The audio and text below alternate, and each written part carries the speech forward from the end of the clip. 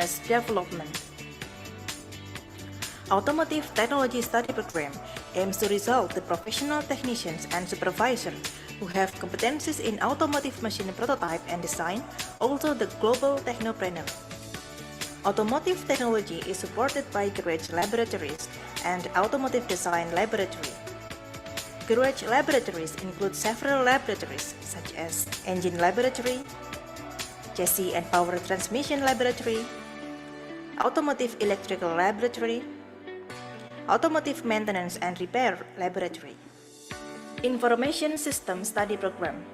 Information System Study Program is expected to result the experts in mobile and website programming. In its development, Information System Study Program is taking a step forward to develop various AI-based platforms. Information System Study Program is facilitated with Computer and Network Laboratory to support lecturing activities. Mass Communication Study Program. Mass Communication graduates have competencies in producing video, audio, and graphics based on the need of industry, especially in promotion and information, media content, and globally competitive mediapreneurs. Mass Communication Study Program is facilitated with Television Laboratory, Radio Laboratory, and Video Editing Laboratory to support lecturing activities. Hospitality Study Program. Hospitality Study Program is established to fulfill the increasing need of hospitality professionals. Hospitality graduates have competencies and qualification for a global standard of hospitality industry. Hospitality Study Program is facilitated with Kitchen Laboratory, Housekeeping Laboratory, Bar Laboratory, Restaurant Laboratory, and Front Office Laboratory to support practice activities. Pharmacy Study Program. Pharmacy Study Program emphasizes pharmaceutical professional competencies to fulfill the need of modern pharmaceutical industry by paying attention to traditional medicines. In order to support lecturing activities, Pharmacy Study Program Laboratory is facilitated with Pharmaceutical Chemistry Laboratory, Pharmaceutics Laboratory, Pharmaceutical Technology Laboratory, Pharmacology Laboratory, and Instrument Laboratory. Health Information Management Study Program. In spite of its administrative competencies, health information management professionals also have competencies in medical record programming development based on global need of medical industry. Health Information Management Study Program is completed by Physiological Anatomy Laboratory, Paper-based or Manual Medical Record Laboratory, Electronic Medical Record Laboratory, Clinical Coding and Reimbursement Laboratory, Clinical Document and Audit Laboratory, Computer Laboratory, and Statistic and Report Laboratory. Medical Laboratory Technology Study Program. Medical Laboratory Technology Study Program requires the professionals who are able to globally compete in applying medical stuff based on work.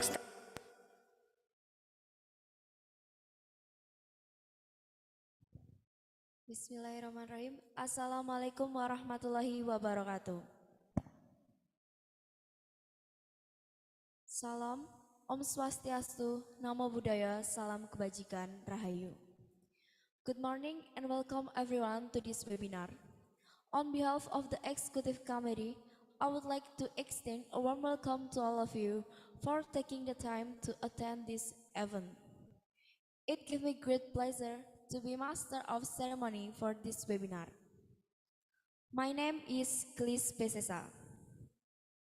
Let's say thank to the Almighty God because of His grace, we can still get together to gain knowledge from extraordinary sources, even though it has to be done online. I want to take a moment to express our deep gratitude to Engineer Suci Purwandari, Magister of Management as Director Politeknik Indonesia Surakarta, Dwi Iskandar, Magister of Computer as Head of Information System Study Program, Andita Sari, Bachelor of Social Science, Magister of Computer Science as Supervising Lecturer, Makmun Syaifuddin, Magister of Education as moderator, and all our speakers as well as the organizing committee that has made this webinar possible. Without their support, we wouldn't be here today. We truly thank them for their efforts and contribution to this event. We have an exciting panel of speaker lineup for you today, and we hope that you will find their presentation and discussion informative and engaging. So, sit back, relax, and enjoy the webinar. Thank you everyone. We have got an exciting lineup of speakers and event plans today webinar, and we hope you will find it engaging and informative. Let's get started. Today's webinar is all about the digital transformation strategies for success in business 5.0. We have some distinguished speakers lined up who will be sharing their insight and knowledge on this topic. Our first agenda is singing national anthem of Indonesia, followed by Malaysia, then Thailand.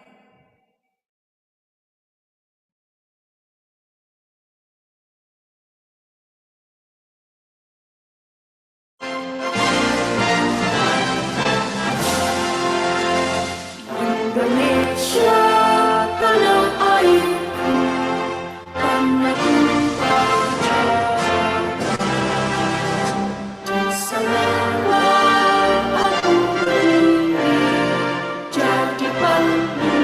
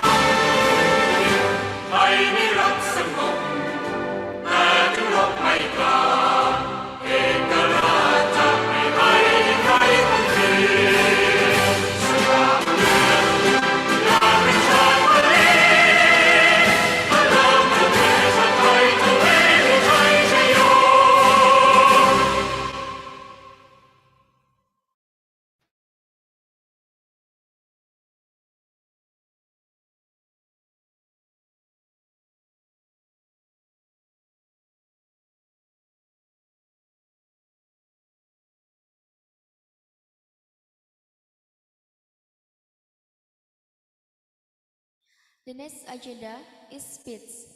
The speech will be delivered by Muhammad Akhyar as chairman of the webinar.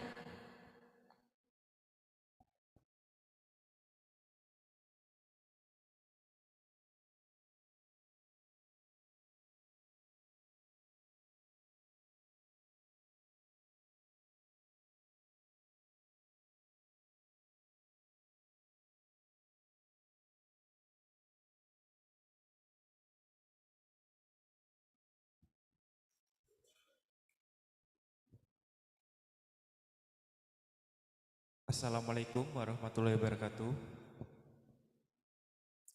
Ladies and gentlemen, good morning. Thank you for joining us today in this webinar. It is an honor for me to serve as the chairperson of this event and have the opportunity to address all of you. First, I would like to express sincere appreciation to the organizer for their effort in hosting this informative and engaging webinar. Through their dedication, we are able together here today to discuss and learn from prominent speakers. I would also like to extend a warm welcome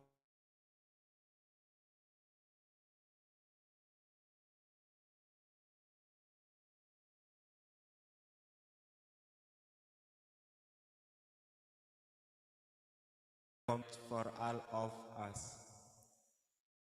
This webinar has platformed us to delve deeper in the topic of digital transformation strategies for success in Business 5.0 and explore its various dimensions. As we go through this session, I encourage all participants to actively engage, ask questions, and participate in the discussion. Your active involvement will greatly contribute to the success of this event.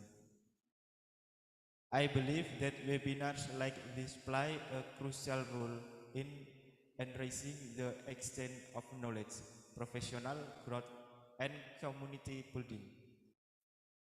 We have extraordinary opportunity to learn from one another, share the practice, and build mindful relationship that can have long-lasting impacts. I would like to express my gratitude to each and every one of you who took the time to attend today. Your presence and active participation have made this webinar a dynamic and engaging experience.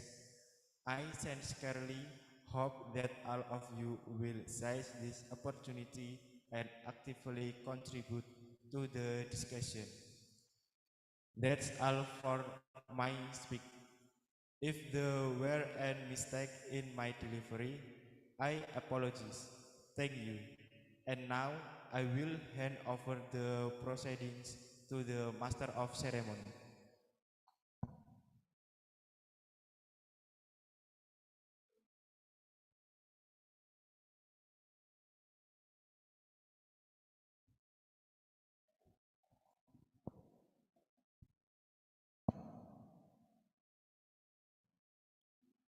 Thank you, Muhammad Akhyar, for the speech. Before we come to our main agenda, let me introduce our moderator. He is Mr. Makmun Syaifuddin, Magister of Education. Education background, Bachelor of English Department in Muhammadiyah Surakarta University, graduate program in 11 Maret University, and he is English lecturer in Polytechnic Indonesia Surakarta and supervising lecturer in this webinar. Now, please welcome our moderator today, Mr. Makmun Saifuddin, Magister of Education.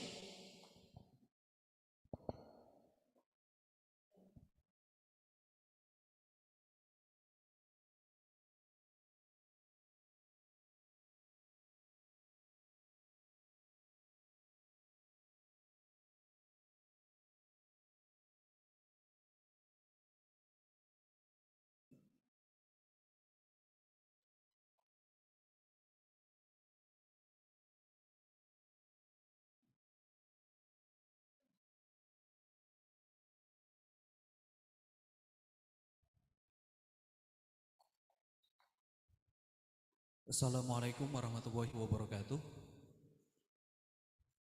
Good morning, ladies and gentlemen.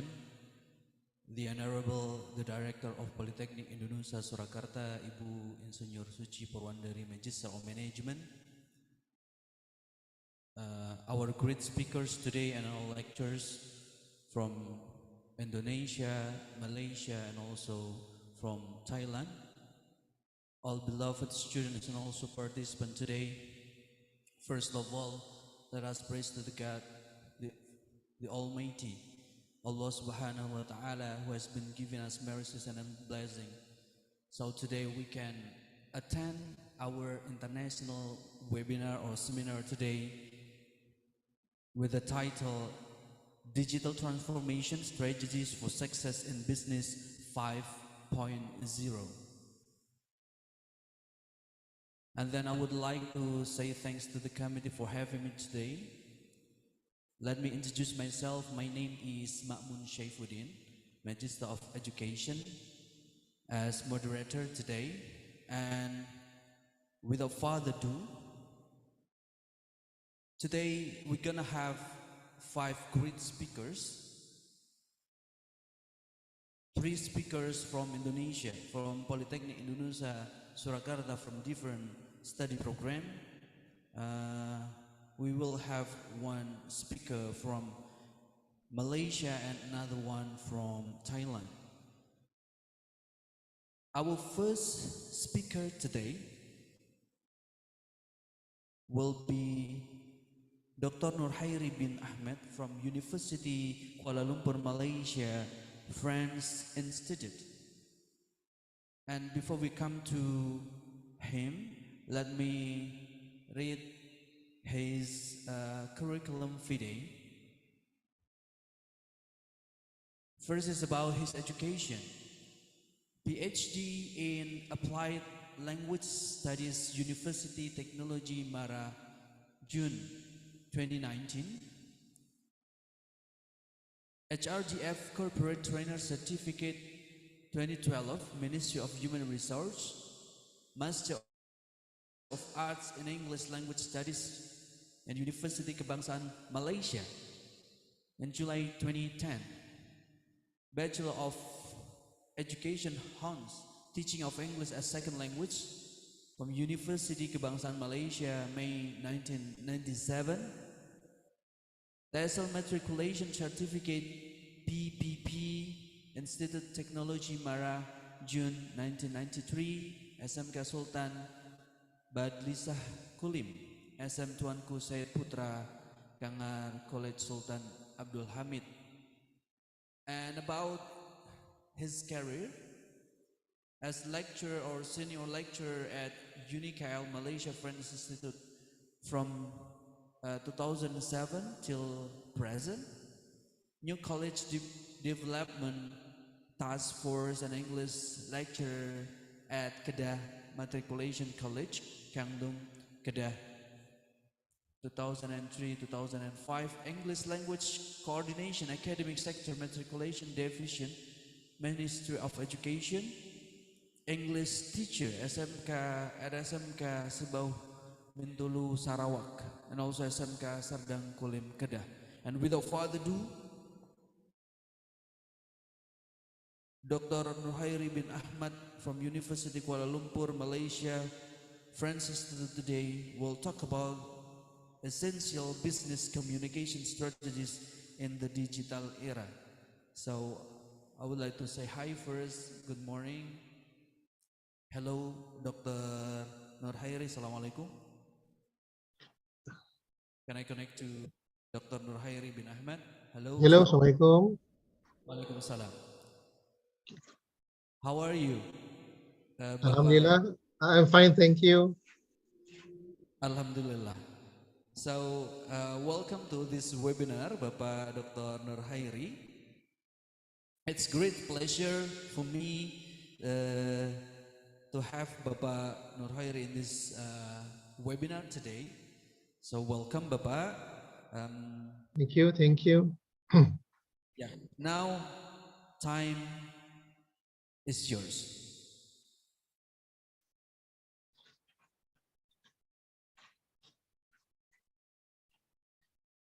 Thank you to Mr. Makmun, Bapak Makmun, yeah, as the coordinator, and thank you as well to the Student Association from Polinus. I believe is the ICT faculty, if I'm not mistaken, who organized this webinar. Congratulations to all the students, the committee, and the lecturers, docent for this initiative. I hope you can hear me clearly. I am very honored to be invited to share some of my knowledge and experience with all of you.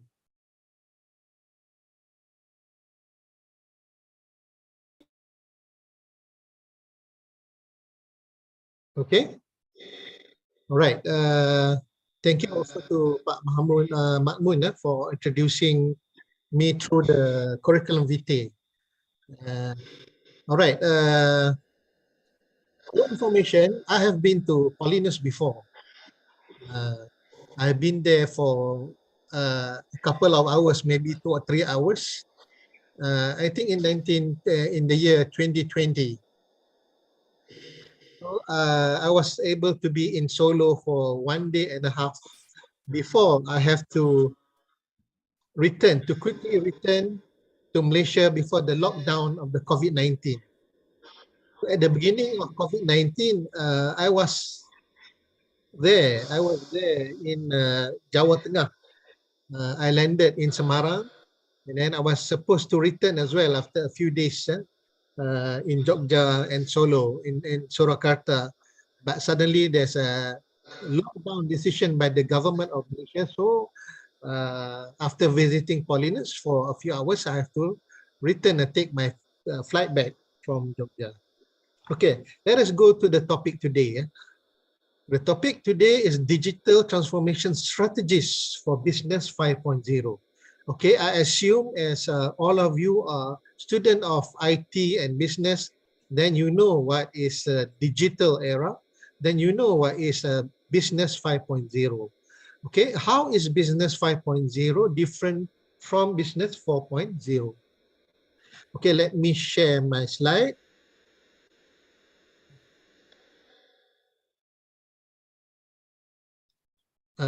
Can you enable me to share my slide?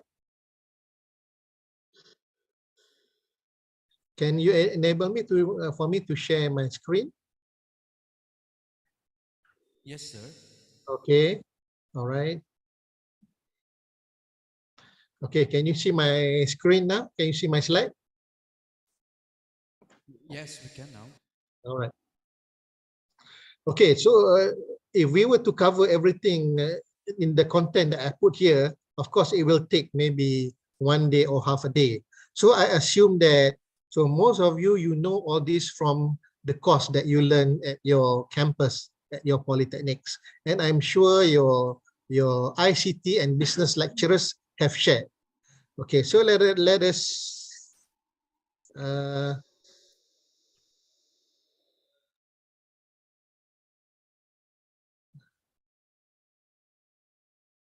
okay. All right, let me test. All right, it's working now. Okay. So what do we know about business? I think you know a lot about business because in whatever field that we do, even in education, even in ICT, and even in real business transaction, selling food by the roadside, street food, it all involves a number of things. If you can look on the screen, the words, let's say supply, demands, needs, wants, exchange, transactions, finance, target, advertising, all those words relate to business. And I'm sure you are familiar with all of these words. From big word like macro to the higher level of the economy, and to micro, to the small scale activities of the economy, to trading at the country level, to commerce at the field itself, and then marketing, how you make your product known or services known, branding, how you build the credibility of your product, advertising, the method that you make people know. So these are words that comes to our mind when we talk about business. What about communication? So communication, when we mention communication, then the words that come to our mind is about language. It involves language. Not only English, but lingua franca. So what is lingua franca? Lingua franca is the common language used by the people in the area. Let's say if you want to sell tempeh to people in Thailand, then you have to speak the Thai language. Sawadee Sabaidi. Uh, uh, but you are selling your Indonesian product, which is the tempeh. But if you're selling tempeh in your local area, then you must know the Javanese language, the version of the bahasa Jawa, so the lingua franca.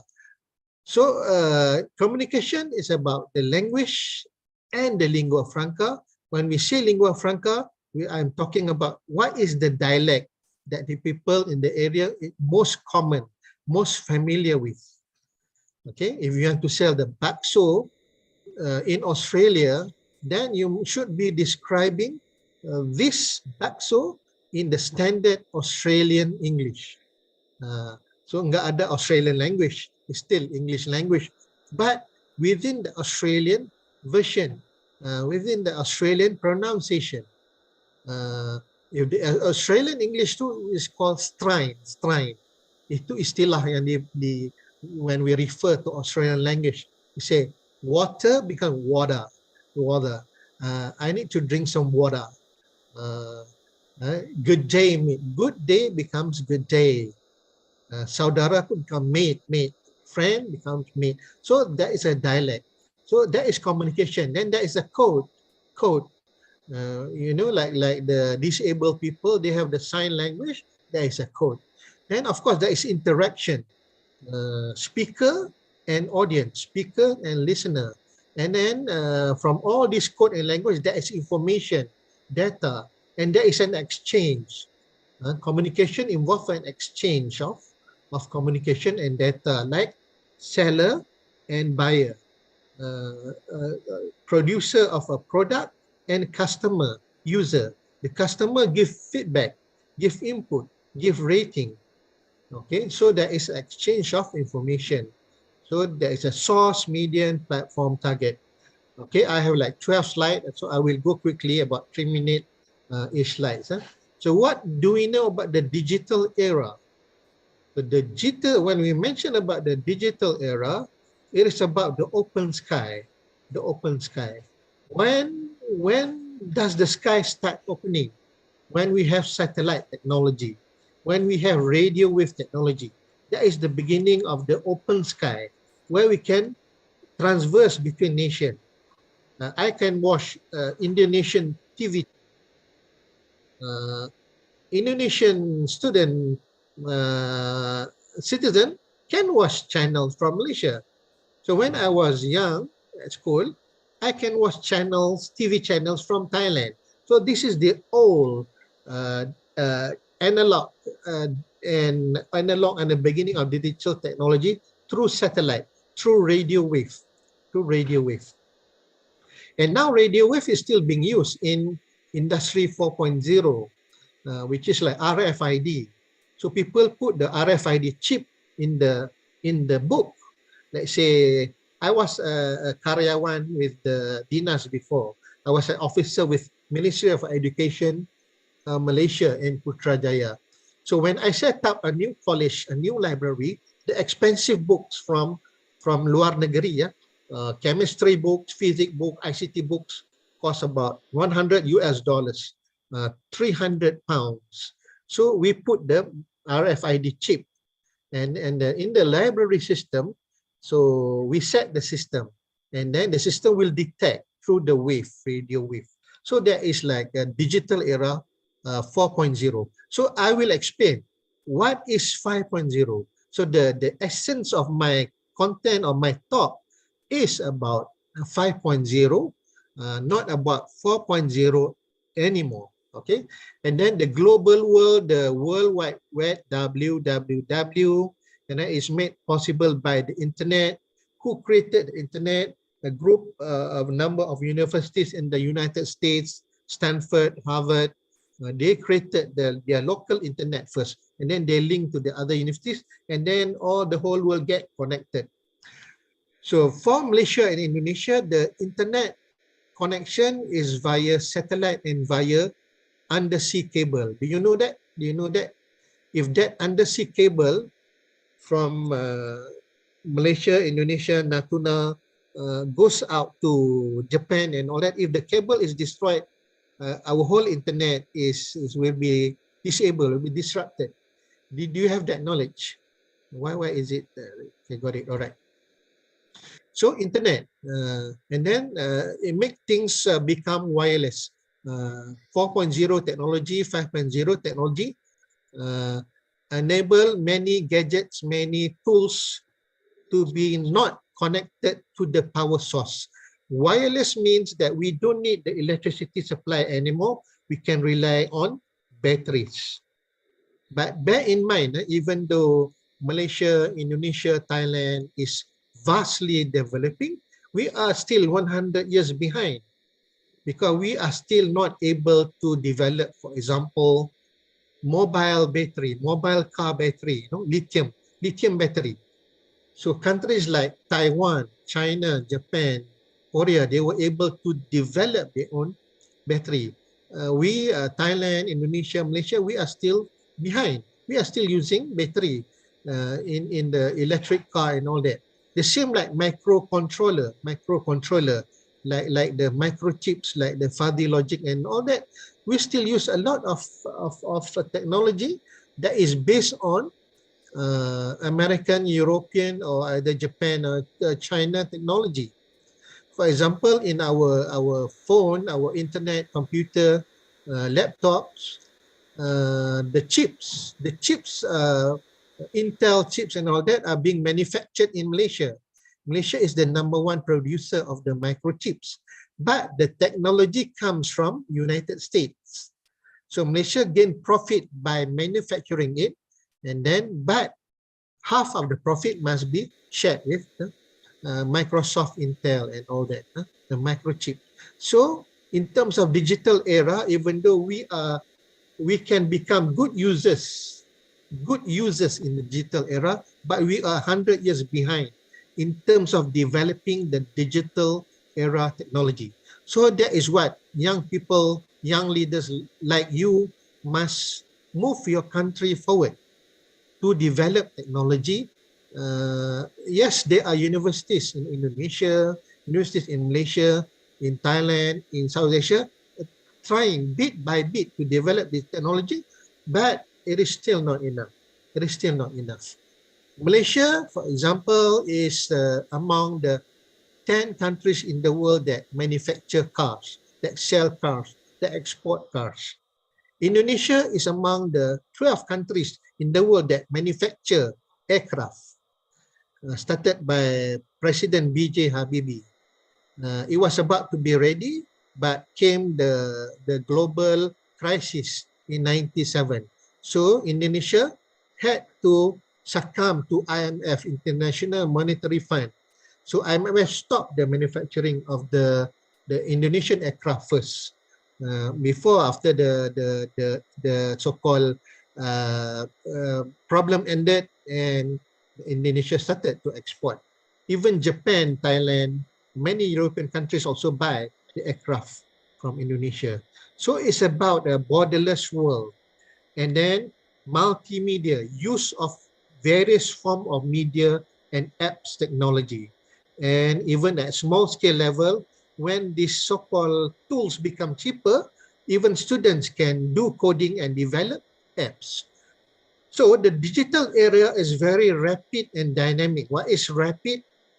It is very fast. What is dynamic? It is forever changing. So the lifespan of a technology of an app is very short. If you develop an app, let's say you develop TikTok now, maybe next year there's another version of TikTok or different form of apps, of software, or platform, which is more exciting than TikTok. Okay, so that is the digital era. So what is 5.0? I will explain afterwards. So are you with me so far? Why is it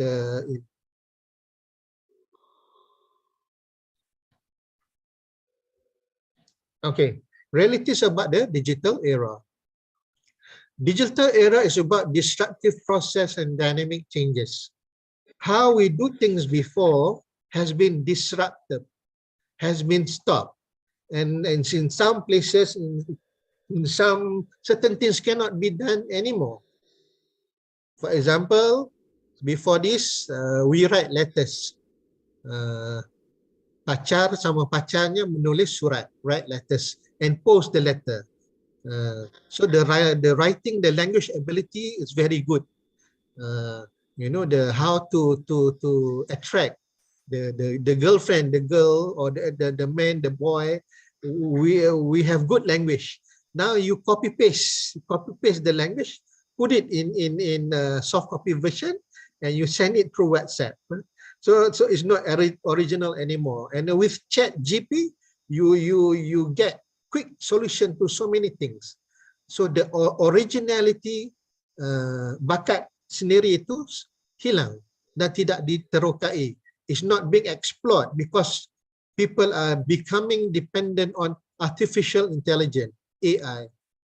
Okay, so I will talk about that later. So there are new ways that emerge that people have no choice but to embrace, to use online banking, to use online finance system, to use email, to use other form of check-in, QR code and all that, and to use other so-called what do you call augmented reality. Let's say we want to go and perform the Umrah or Hajj. Now you can put on the goggle, AR goggle, augmented reality goggle, and simulate the process of the tawaf, circling the Kaaba, and the sa'i, running between Safa and Marwa. So the actual reality could be simulated very well. Even with all that, sometimes if people are too dependent on all this technology, we deny our own talent. So business digital era 5.0 is balancing. What is the difference between 4.0 and 5.0?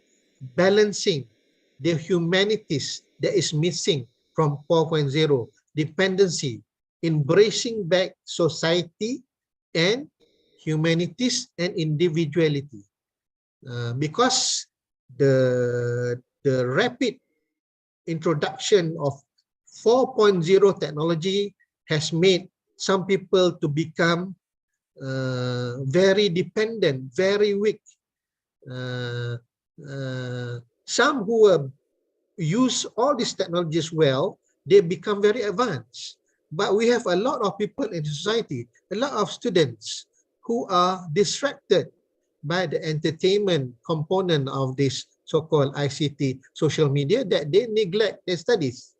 But with the technology, it can enhance your studies, academic studies, while you enjoy the entertainment as well. So digital era 5.0 is about bringing back the balance to all this, bringing back the humanities, kemanusiaan yang sedikit hilang because of artificial intelligence 4.0. So therefore, I am telling you that if you are very fast, you become digital natives because you are quick to learn. And okay, are you with me? Can you hear me? Okay, but if people who are slow will be left behind and will become the digital immigrant. So in business and in communication, the fundamental aspect is actually the same. May I know how much time do I have? Is it 30 minutes for me to speak?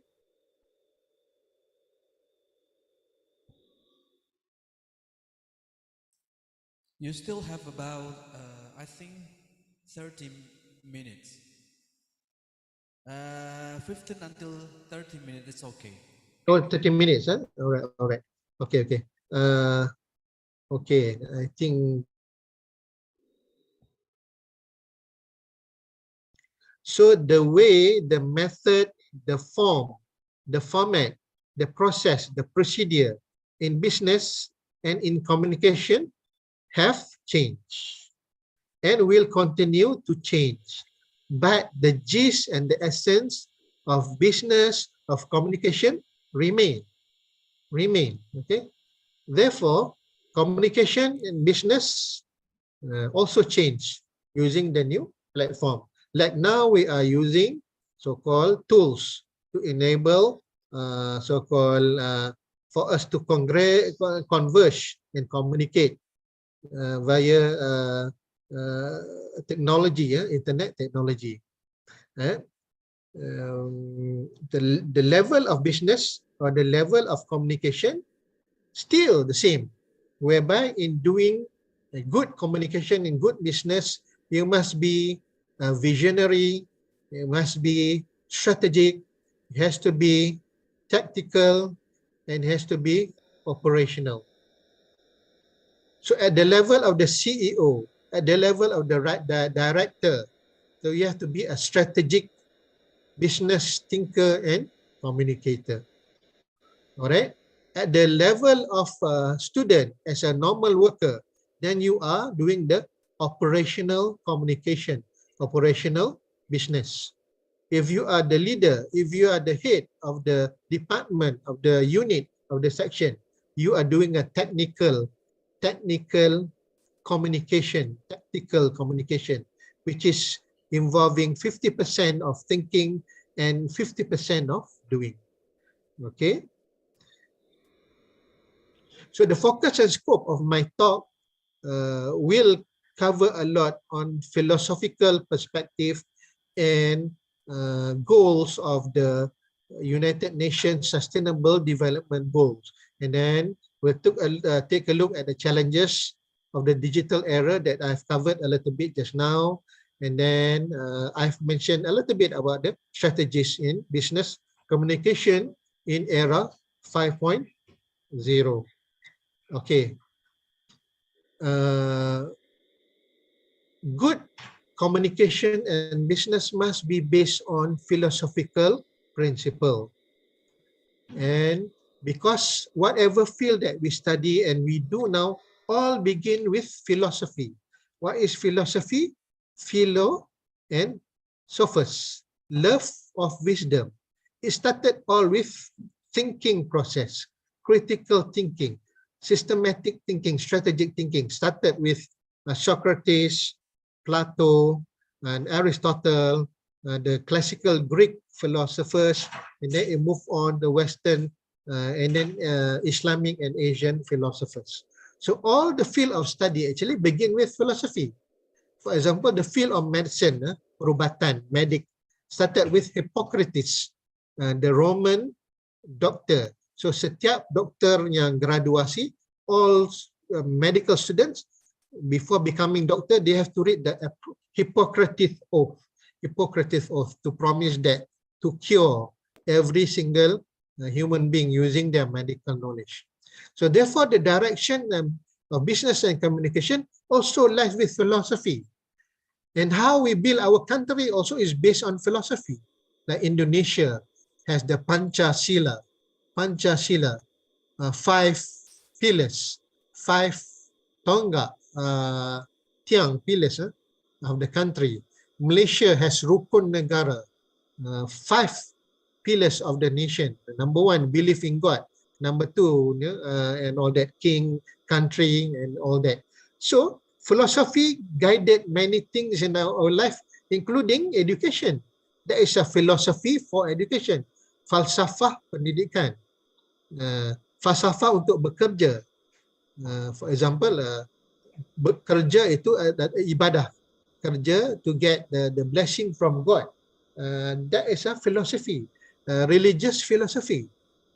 Okay, so philosophy is the building block of knowledge and wisdom. So business is a field with a lot of skill from strategists and business. Why we have to go back to philosophy? Because if we don't follow philosophy, we will be guided by greed. We'll be guided by over ambitiousness.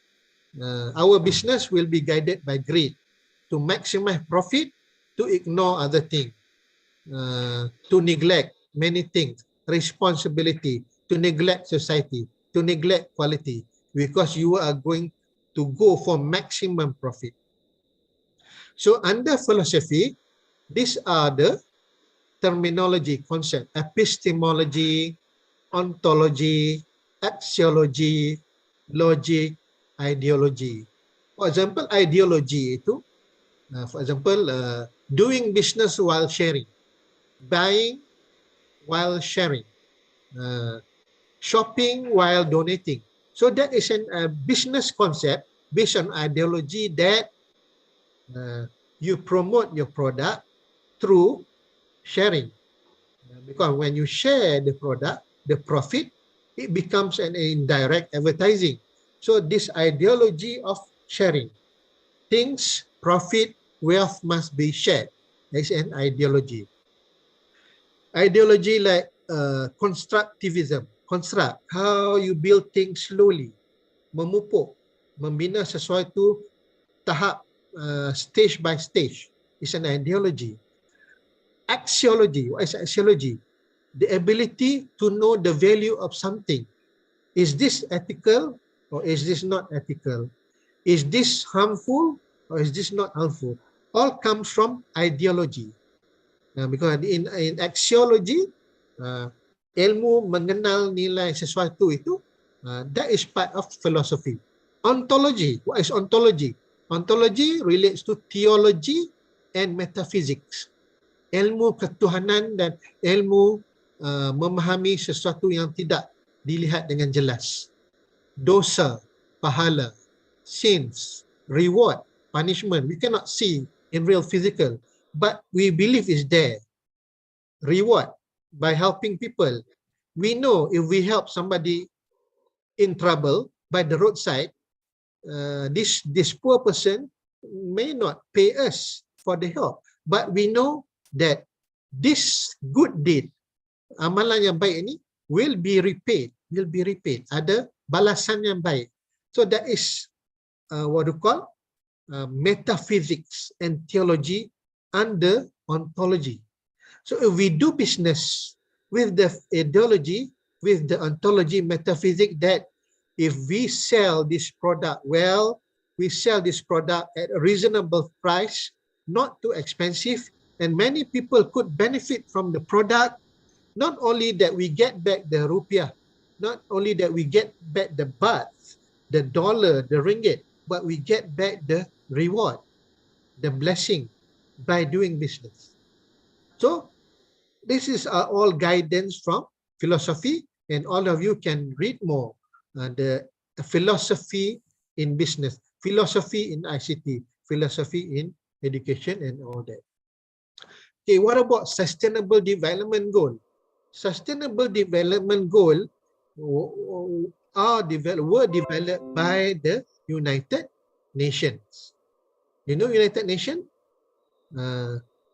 Beginning with the so-called digital era 4.0 and heading towards 5.0. So there are 17 goals. What are they? You can see here, you can read here. It relates to poverty, it relates to heritage, relates to life, climate, responsible consumption and production, sustainable cities, communities, reduce inequalities, gender equality. These are all goals that will help our society, our country to become better. To make the world better, these are the goals that the society, that the organization must do. And many of these goals relates to business relates to communication. Why are they important? Because of that. If we ignore, if we sacrifice many things under the name of business, under the name of profit, under the name of commerce and trading, we ignore the environment, we ignore the child labor, we did not pay the workers enough, the workers are not satisfied, they do not work with so-called with a happy heart, so therefore they did not give a quality product. Like when you eat your mother's cooking, why does it taste good and delicious all the time? Because the mother cooks the dish, the food with a heart, with love, with care. And therefore, even though the food is nothing much, it's a simple food, egg and rice, but it becomes very nutritious. It makes you happy. It makes you become a good person because there is this ontology, theology, metaphysics in this element, extra element, humanistic element. So in digital era 5.0, the industry, the people wants to rebalance, get back the balance of the humanities, the values that has been neglected, terpinggir, terlupakan sedikit during digital era 4.0. So when you do business, education business, food business, technology business, have in mind in terms of the labor, the laborer, karyawannya, pekerja-pekerjanya, equality, a good pay, a fair pay, health and well-being, the workplace healthy, memberi kesihatan kepada pekerja-pekerja, zero hunger. That is a worst case scenario. I don't think that is the hunger in Indonesia or Malaysia. Probably very rare, maybe a very small number that we miss out. We miss out these people who are hunger on the street. Poverty, yes, there is still poverty in many countries, even in modern countries, even in America, in the advanced countries. Okay, partnership for goal, that is very important. Rather than competing and killing each other, business A will ambush and kill business B. Now it should be more partnership between countries, between companies, so that there will be more benefit for all people. But it is still happening that big company, Elon Musk, will buy what? Twitter, and kill off Twitter. And what? A certain company will buy company B and then kill off company B, killing off the competitor, removing the competitor. So making the product maybe more premium, more expensive, but less people could buy. Maximum profit to be bought by all the rich people at the expensive price, but all the poor people, the middle income people could not buy. But digital era, digital philosophy 5.0, philosophy 4.0 is more for collaboration, partnership, sharing, giving back to society. Okay, so that is why all these sustainable development goals are important. And then we have the communication goal that you know already. What is the objective of business? What is the objective of communication? Is there. And then I've shared here something about digital marketing. I think you already learned from your lecture and from your ICT course, how it changes, how the old technology is disrupted and destroyed and the new technology emerge. Now you don't need to so-called describe product. We just show the product on video. Sometimes you don't need to show, other people will show your product. Other people will do TikTok. Other people will do video blog, video log to talk about your food, to talk about your bakso, about your tempeh, about your whatever that you sell, guitar. So when I was in Polinus, I think one student gave me a souvenir. and ukulele, Yamaha ukulele. That student worked in the factory, so he gave me, because Paulinus sent the student to Malaysia, so I entertained the student. So they reward me back by giving me the souvenir. So it's a good ukulele, Yamaha, but made in Indonesia, made in Solo. Okay, so that is basically the goals. So now we move quickly to the challenges in the digital era. So this is the slide that you can read, a summary of what happened, what previously happened before, and then what is going to happen now. And you can see there in the column, there's focus, outcome, entities, disruption, and technologies. So business 5.0, apart from integrating all the new technology and all the new apps, gadgets, is balancing back with the elements of society, values, humanities. Giving back the balance, giving back the sharing back, so that for the overall well-being and benefit of the society and people of the world. So these are the challenging of the digital era that I mentioned a little bit just now. Very short span, threat to your intellectual property. People can steal your ideas, creativity. You must protect your ideas through IP. Criminal activities. Every week, scammer call me. Scammer from Indonesia, scammer from even from Indonesia, from Malaysia, even from Thailand. Because I saved some Thailand number, I've saved from Indonesian number from my WhatsApp.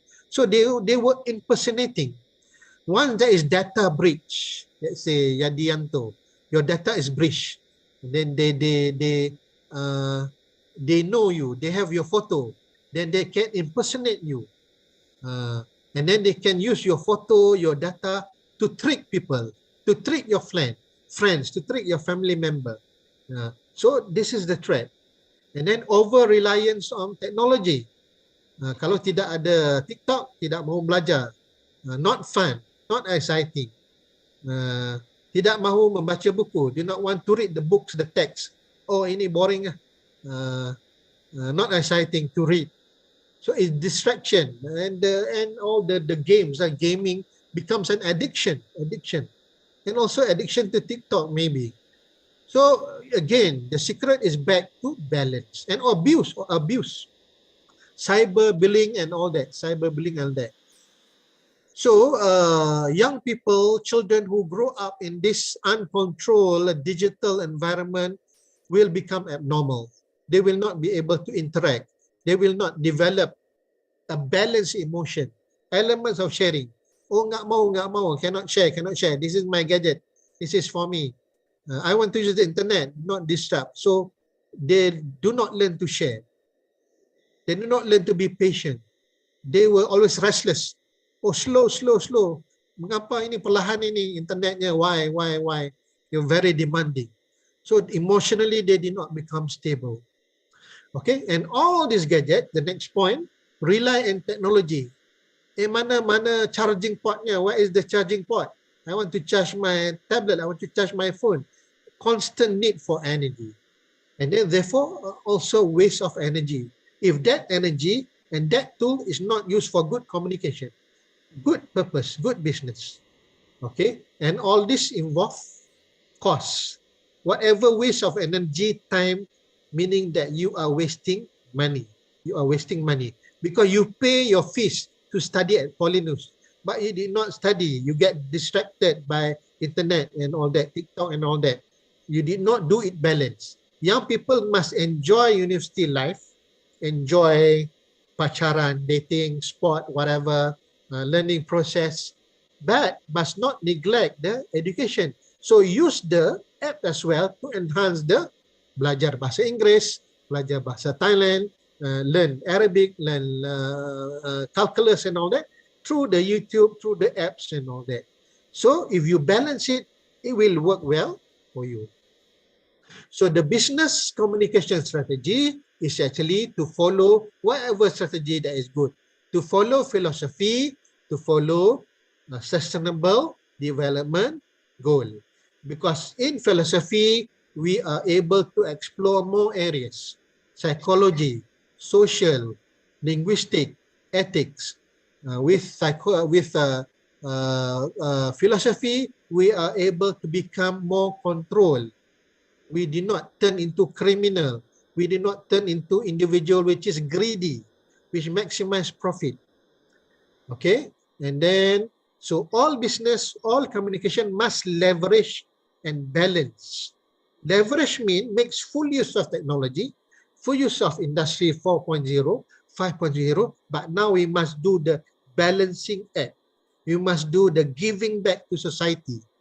Kalau kamu sudah pintar, sudah diploma 3, sudah SD, SMA. How do you use your knowledge to teach the younger children in your village, the poor younger children in your village? You can do a TikTok video, you can do YouTube video to teach mathematics, calculus, IT, language, bahasa Inggris to the poor people in your village. So using that technology, number one, for your personal entertainment, enjoyment. Number two, to give back. Okay, so you can become a better. So the old mentality of Cartesian dualism mentality, this started by Rene Descartes, where I think therefore I am. Jadi aku pikir begitu, jadi aku mesti jadi begitu. Aku mahu kaya, jadi objektifnya mahu kaya saja. No, there must be balance. So the communication strategies again must follow positive ideology of sharing, ideology of constructive. Business and communication must avoid miscommunication and conflict. Okay, communication must not be lost in translation. Lost in translation means wrong information, wrong description, and then not to be able understood well, or misleading. Memberi pemahaman yang salah. Okay, business and communication must be truthful, must be honest, must not to oversell. Oh, produkku ini sangat bagus, bisa pintar ini. You can become clever if you drink this. You can become stronger if you eat this. So tell what is the actual. This product will improve the circulation, will make your body lebih segar, more healthy, and so therefore you are better and healthier when you attend lecture in class. Not to say that this is the best product in the world, because in the digital era, the user of the product will quickly do and criticize your product through the TikTok, to the video, or do not buy this is very bad. Do not go there, do not study there at this polytechnic, is very bad. Instantly, there is feedback in digital era 4.0, 5.0. People can retaliate, reciprocate by giving bad reviews. But if the product is truthful, honest, balanced, good, you will get good review, you'll become viral instantly. And then the profit will come to you. Okay, so that is the strategy. So these are some of the books that you can read. You can Google and read later, maybe the digital version, the ebook version. For example, Communicate Like Muhammad, referring to Prophet Muhammad Sallallahu Alaihi Wasallam. Sunnah Komunikasi Nabi by Ahmad Saifuddin. And then other book like Business Communication, Making Connection in a Digital World, Lexicon. So this is a famous author, Lexicon, and then the student of this famous author, Rance and Lance, wrote another book, Lexicar's Business Communication, Connecting in a Digital World. Okay, all this book highlighted about the same thing, that we must integrate all useful, exciting technology in our business, in our communication, in our daily life, but we must use it well. We must pick and choose whatever that is the most appropriate, suitable for us. That is the most maybe cost-effective, that is the most practical, that is the most suitable, and that is the most beneficial to us. We can blend, we can combine, but we must not abuse and overuse. Janganlah menjadi scammer, janganlah menjadi impersonator, love scam and all that, membuat rayuan gombal, many young lady cheated. They lost a lot of money because masih mencari bakal isteri, mencari pacaran. So they were cheated by all these criminal who impersonated as a nice guy, nice girl. Okay, and then crucial conversation tools for taking when stakes are high, power of communication skill, and then influence the psychology of persuasion. So these are many good books that all of you students and lecturers can read to improve the communication. But the bottom line, all these books talk about the same thing, important fundamental that relate to the philosophy, the true philosophy, religion, moral, values, nilai-nilai, that relates to balance, that relates to responsibility. And then comes the profit, maximizing profit to get the most from the technology. So as a conclusion, all strategies rely on philosophy and fundamental.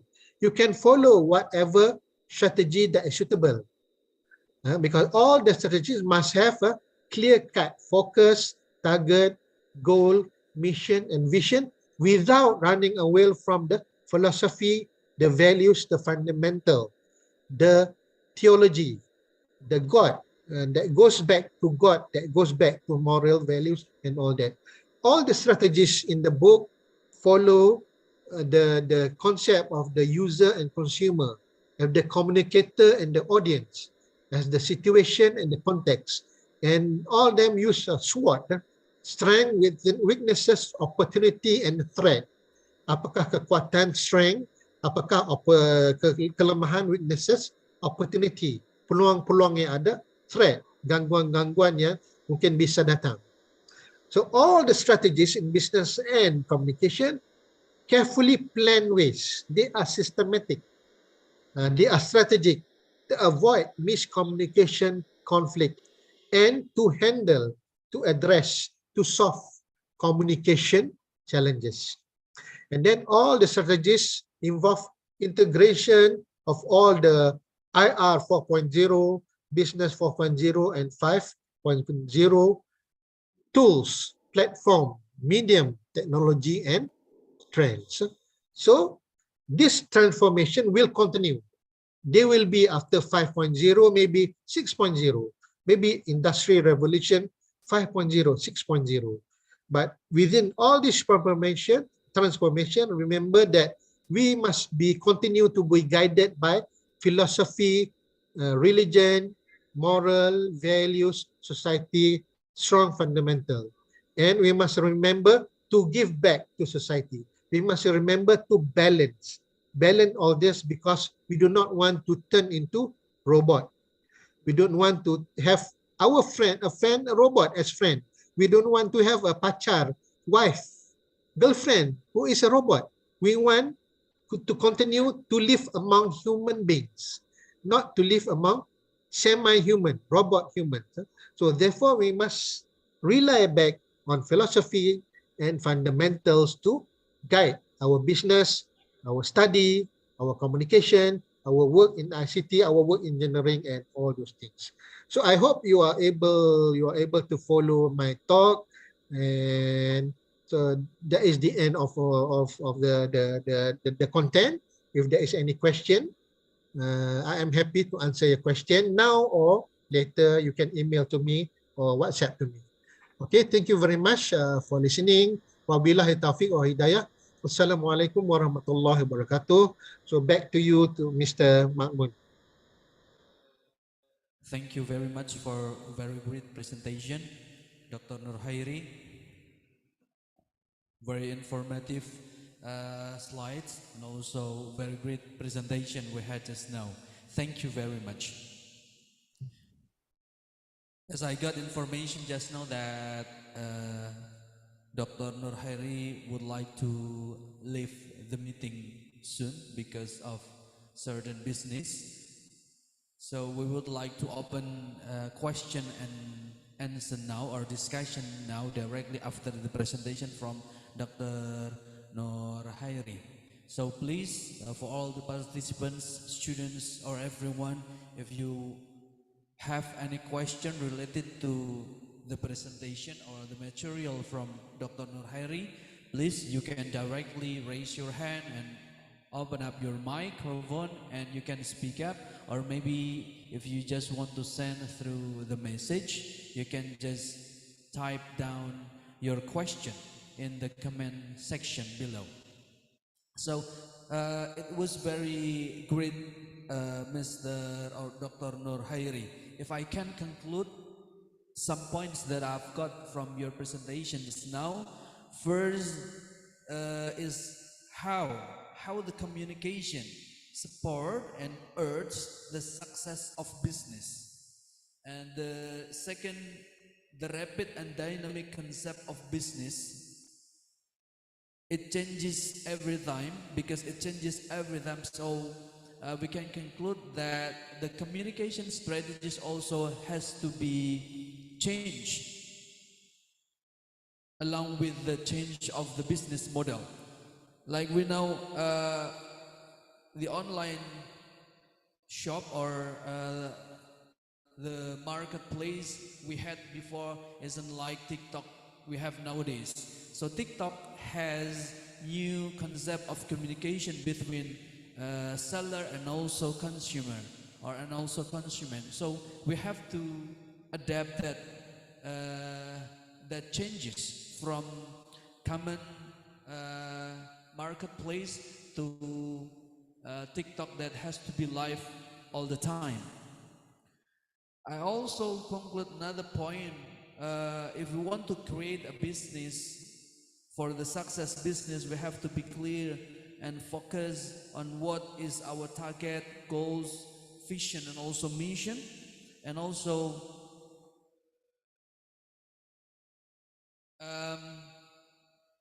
the role of strategic effective communication plays a great role in the business and the success of business, so that these communication strategies must be effective to avoid the miscommunication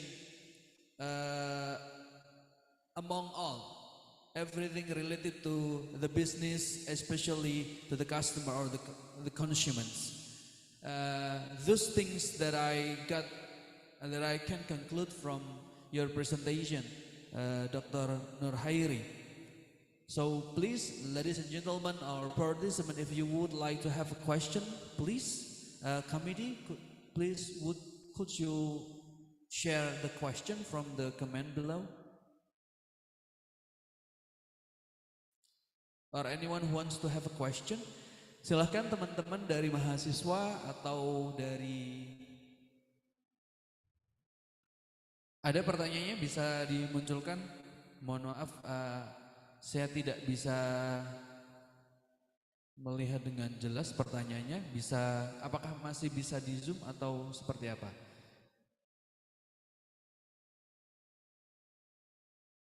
Ya, terima kasih.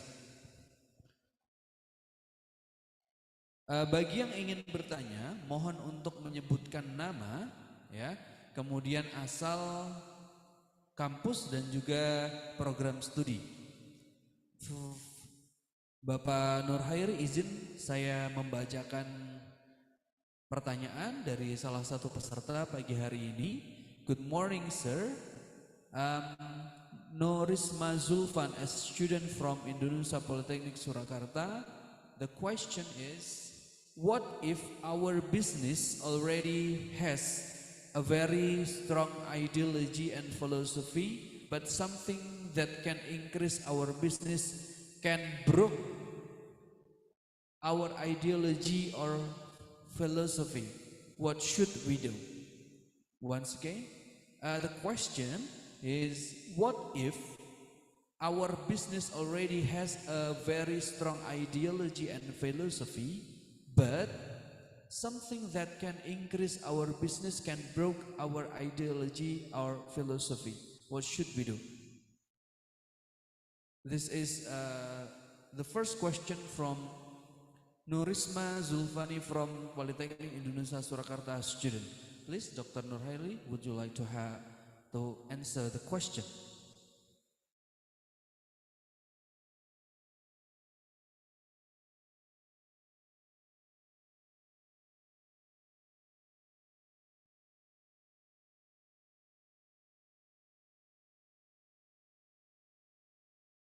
Okay, so all right. Okay, thank you, Pak.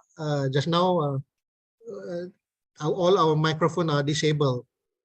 So the student couldn't ask just now because all our microphones were disabled. All right, thank you to Norisma for the question. So what if you think that your business already has a strong philosophy? It is based on strong philosophy. Okay, in business, in whatever task that we do, in whatever field of work, that is what they call continuous improvement, CI. CI, continuous improvement. In other field, they call it innovation. Innovation. Okay, before we can even start continuous improvement or innovation to the business, we must do the market study. Market study is very important. Even before Ibu Suci or Dr. Singgeh, I met Ibu Suci and Pak Singgeh a couple of times. Set up Polinus or set up Duta Bangsa University, they have surveyed what are the courses that the local people in Surakarta would be attracted to enroll in.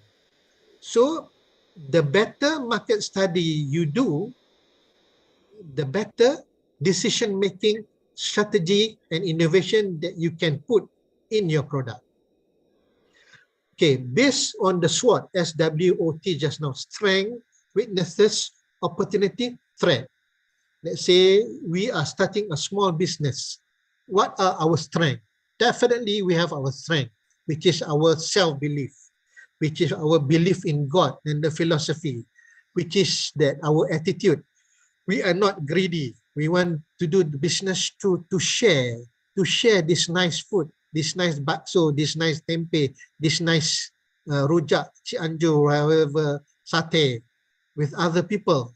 And we want God to bless us with this rezeki from this business. But how do we know that we are doing the best? We do benchmarking. Benchmarking penanda aras. Benchmarking. Benchmarking with the next business at the similar level. Don't benchmark with the rumah-rumah makan yang besar, the big restaurant. Benchmark with those in the similar level street vendor, so that you know that you have the cutting edge. This is the next word. Next word, small cutting edge, whereby orang tertarik. People will be attracted to go to your stall, to go to your goreng-gorengan stall. I always buy tempe goreng 2 o'clock onwards after Friday prayer because I usually eat after going to the mosque. Later I will go because in Malaysia it is early 1 hour. So later at 11 Indonesia, it's already 12 Malaysia. I have to go take my son to the mosque for Friday prayer. Okay, so I will leave you later 11:30 and all that. Okay, so does that answer the question? If you feel that your fundamental is already good, do not be complacent. Jangan sentiasa terasa okay. Aku sudah okay. Always feel that there is always room for improvement. Because that is also a part of the Islamic philosophy as well. To pursue to be a better human being. Tomorrow must be better than today. Today must be better than yesterday. So it's the same with business. So how to be better? To do the strategy that I mentioned just now. I hope that answers the question. All right. Thank you very much, Dr. Nurhairi, for the answer. So from Nurisma, do you have any feedback? Come directly to give feedback to Dr. Nurhairi? Or Maybe ada mahasiswa tanya, ini Dr. Nahir ini bisnisnya apa? Saya Pak Guru, saya dosen. Jadi bisnisnya education. Saya Pak Guru dulu di pedalaman di perbatasan Malaysia Kalimantan. Jadi murid-muridku adalah apa itu Dayak tahu ya, pelajar kaum Dayak itu di Kalimantan. Yes, so they are my students. I can understand their language, bahasa Dayak, bahasa Iban and all that. So because they are poor, I do not do business education with them. But so I teach in another place in during the weekend, kuliah hujung minggu untuk universitas. And now at the university, I conduct training, corporate training. Seperti pelatihan untuk dosen-dosen, untuk karyawan-karyawan, untuk industri-industri, oil and gas juga gitu. Pelatihan apa? Komunikasi, bahasa Inggeris, penulisan, management, all this. Sewaktu mahasiswa, saya juga sudah melakukan bisnes. Bisnesnya apa? Servicing, editing and proofreading. Sama teman-teman juga, aku juga kerja sama Pak Menteri, mantan Menteri. Dia mencari mahasiswa yang pintar menulis, pintar bahasa Inggeris, bahasa Malaysia. So I work with the minister and I was paid handsomely. Itulah kali pertama aku dibayar cash check. Do you know cash check? Cash check tu nggak ada nama, nggak ada. Bawa aja ke cek ke bank dan terus diberi cashnya. Jadi ketar-ketar tanganku. Apa ini? Oh, 2,000. 2,000 itu seperti RM1, RM3,000. Ini RM2,000. Yang mahasiswa diberi bayaran gitu oleh mantan menteri untuk editing work. So jadi aku pegangnya cek itu, nanti diterbangkan angin ya, supaya nggak hilang. Terus ke bank ya, to get pay. I also work at the industry, at the factory, public ya. So this is the business education. So in whatever work that you do, that can become a form of business. Either you sell a product, or you sell services, or you sell knowledge. Seperti tukang pijit itu, chiropractor, itu skill, knowledge, you sell the skill. Ataupun Pak dosen, you sell the knowledge, consultant, how to improve, consultant. Okay, any other question? Ni Pak Makmun, jangan lupa diambil fotoku juga ya, nanti di-share ya. Because after this I have to go to the mosque. Di-snap juga nanti di-share. Ask to the committee to take picture with us together. So after this, would you like to leave? Do you want to... I can leave after waktu di Malaysia sekarang hampir 11. Oh, now almost 11 karena mau sholat Jum'ah. Jadi jam 12 Malaysia, I have to leave. Jam 12 Malaysia, jam 11 atau setengah 12 Indonesia, I have to leave. Harap-harap bisa selesai. Dari mahasiswa atau peserta yang lain, masihkah ada pertanyaan untuk Dr. Nur Hairi? So I welcome all of you students to come for for exchange at my university, because I already entertained, I think, 3 groups from Polinus. I also sent many students to Polinus. Saya sudah kirim mahasiswa dari Brunei juga, internship di automotive department dahulu. Ini semua segalanya before COVID lah, before COVID. Sekarang sudah okay, then I welcome. Yang selalu datang itu mahasiswa otomotif. Mahasiswa otomotif, ada juga mahasiswa duta bangsa ya. So at my university. So since there's no more COVID, maybe we can resume. Sambung kembali. Alright, maybe we can continue the program. Yes. Alright, so thank you very much for the great presentation, Dr. Nur Hairi. That was very nice and great presentation from you, sharing information and also experience as a lecturer and also entrepreneur in the world of education. So I think that's all. Thank you very much, Dr. Nur Hairi, for the presentation. And next we would like to move to the next presenter. Thank you.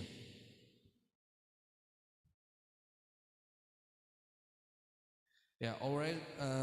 All participants, students, that was the first presenter, the first great speaker, Dr. Nur Hairi, with the topic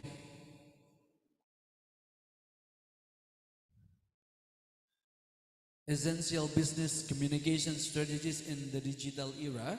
And now we want to move to the next presenter or the next speaker from Polytechnic Indonesia Surakarta, Ibu Nurma Puspita Sari, Magister of Education. So before I invite Ibu Nurma Puspita Sari, Magister of Education, let me read her curriculum vitae. From the educational background, her bachelor degree got from Faculty of Education for the Mathematics Study Program from Muhammadiyah University of Surakarta. And her graduate program from Mathematics Study Program from University of 11 Maret Surakarta in 2012. And about her career, she was a teacher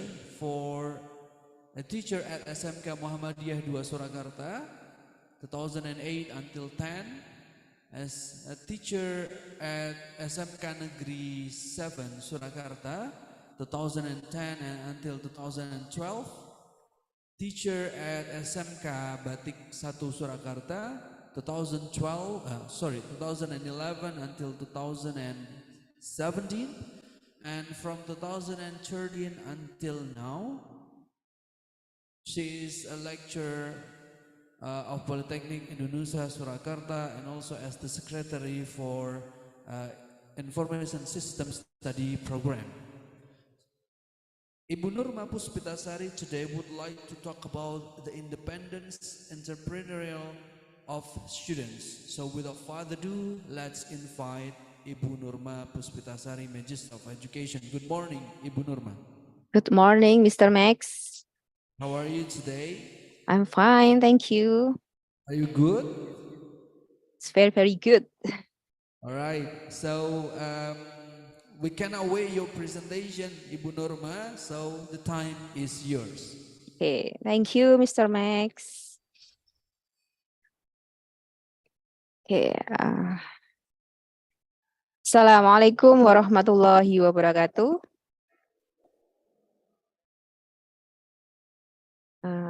Can hear my voice?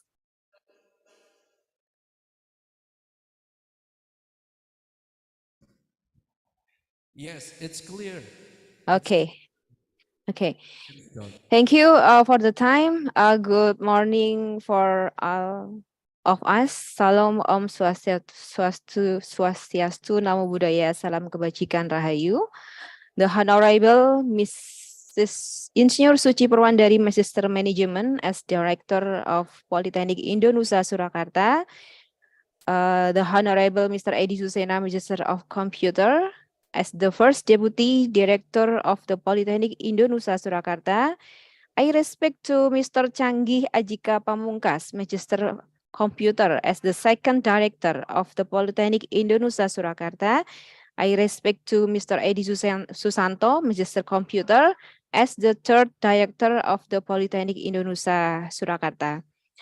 And the honorable speaker in this international webinar, Mr. Dr. Nur Hairi bin Ahmad as speaker from Malaysia, Dr. Lantom as speaker from the Faculty of Business Administration, Hua Chiu University, Mr. Oneri Andi Saputra, Minister of Education from Polytechnic Indonesia Surakarta, and Mrs. Andita Sari, Minister Communication, as speaker from the Polytechnic Indonesia Surakarta too.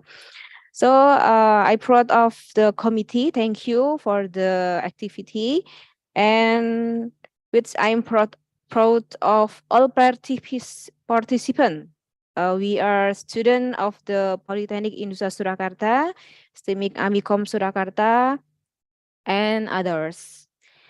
Let us give thanks to Allah Subhanahu wa Ta'ala for the blessing and guidance given to us, so that today we are still given the health to be able to take part in this international webinar. Hopefully, prayers and greetings will always be put out of for our great Prophet Muhammad Sallallahu Alaihi Wasallam, and his family, friends, and followers until the end of time. First, I will introduce myself. So next slide, maybe. Slide 2. Okay, I'm lecturer at the Polytechnic Indonesia Surakarta in the Information System Study Program. Apart from teaching, I'm also an ambassador for an independent campus who assists MBKM, Merdeka Belajar Kampus Merdeka, activities on campus. Some of my research on computer application, and I teach mathematics in this study program. Slide 3.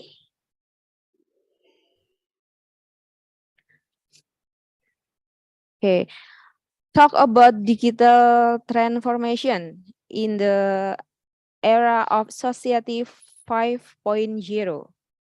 The title of seminar international is Digital Transformation Strategy for Success in Business 5.0. We all know that we have gone through the revolution 4.0, where all activities have used advanced technology, and almost all activities will be replaced by machines. But not all can be replaced by machines. Okay.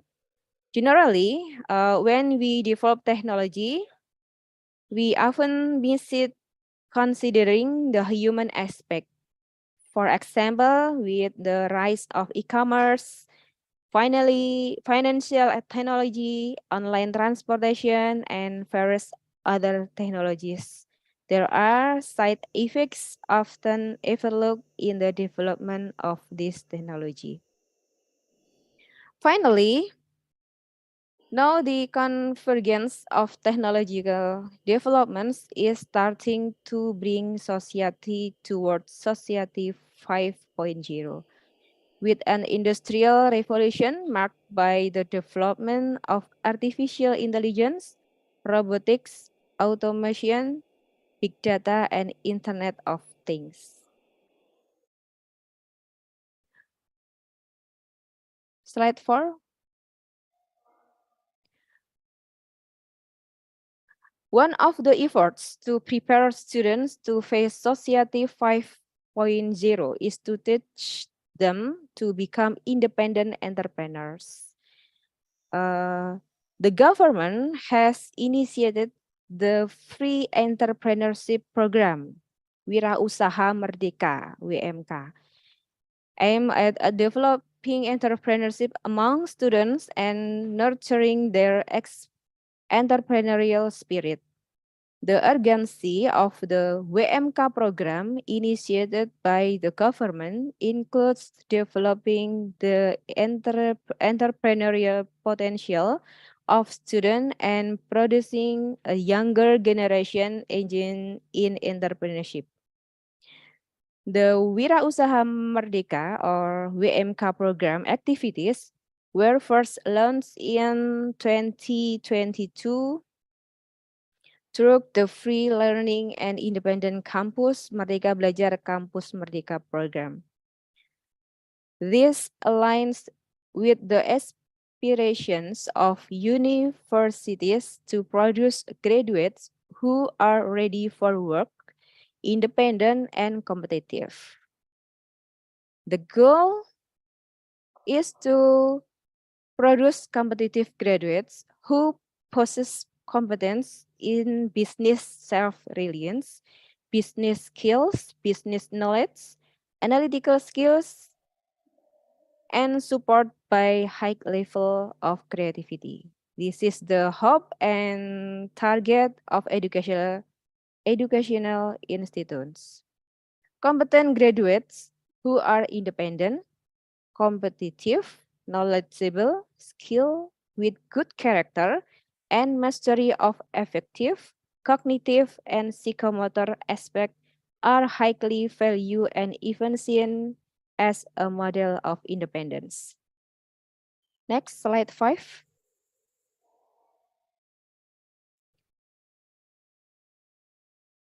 The background of the problem present by this independent entrepreneur program is unemployment in Indonesia among vocational high school graduates is 9.42%. General high school graduates is 8.57%. Diploma program graduates is 4.59%, and bachelor's degree holders is 4.50%. Although the unemployment rates are below 10%, they still remain a serious concern for stakeholders in the education sector.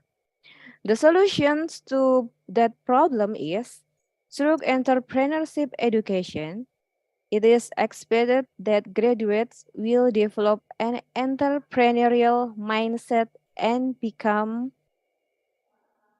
self-reliant rather than relying on employment from others.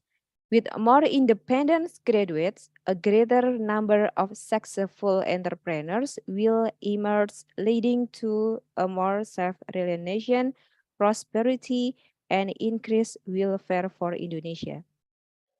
Next slide 6.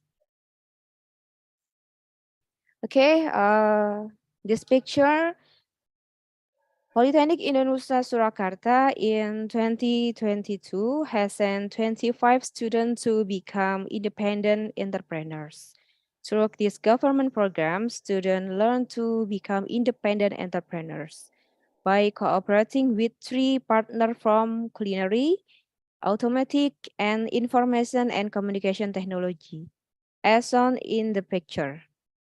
The learning model that includes workshop, internship, product prototype, and product marketing has a significant influence on students' entrepreneurial independence.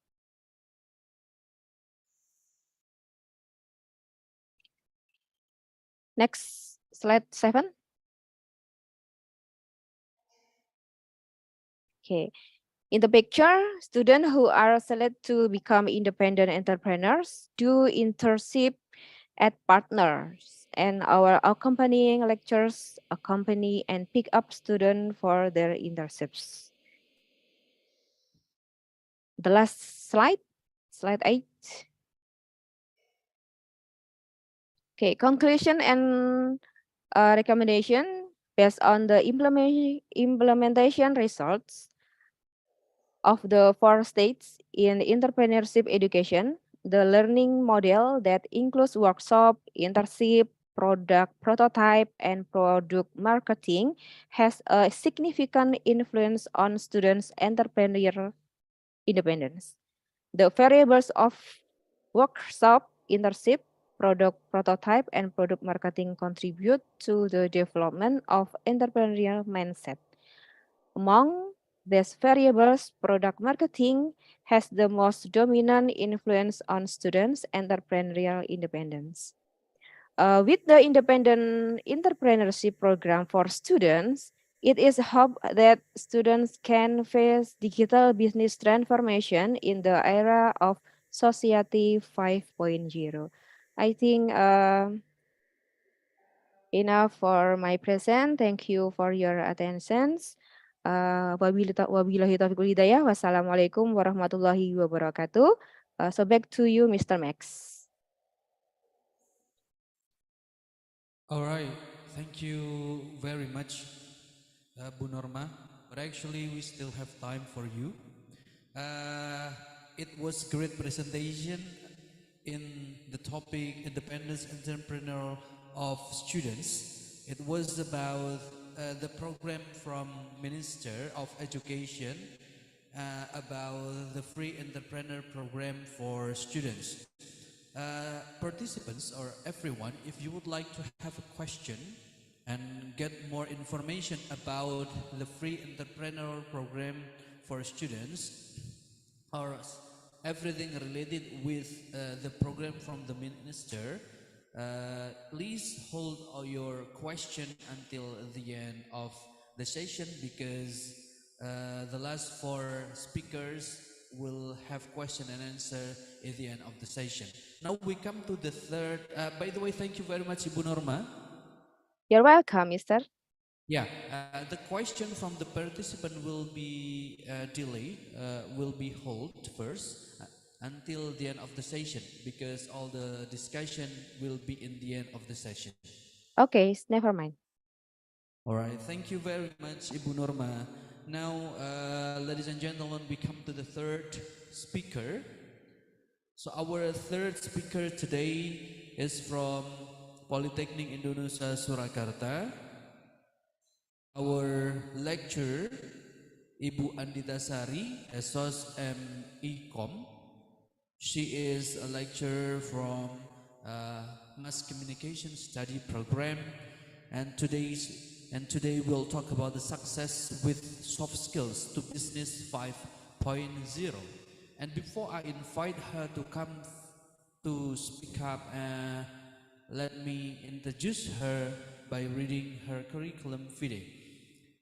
Her educational history or background: Bachelor of Mass Communication from 11 Maret University in 2004, and then a postgraduate or graduate program of Mass Communication from 11 Maret University in 2019.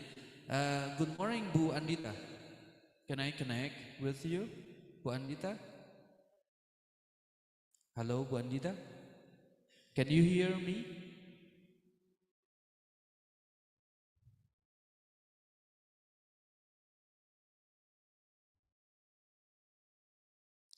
Bu Andita? Can we hear your voice, please? Okay, maybe I will confirm next, but go on. For her work experience, let me read her work experience. From 2011 until 2014 as primary school teacher, from 2015 until now or present as lecturer of Polytechnic Indonesia Surakarta, especially in Mass Communication Study Program, and also from 2016 until today or at the present as a writer. Okay, hello, Mr. Maun. Can you hear me?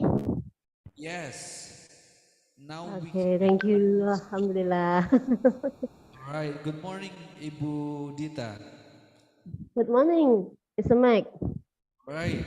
Good to see you. Good to have you in this seminar. How are you today?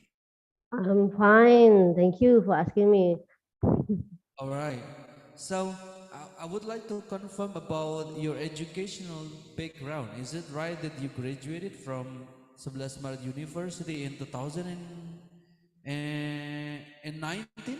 2019. Yes, Graduate 2019 for graduate from postgraduate. Oh, postgraduate is 2022. Sorry, 2000 and 22. Sorry, 2020, 2000, sorry, 2011. 15? 2011. 2011. Okay, so Yes, mistype. 2011.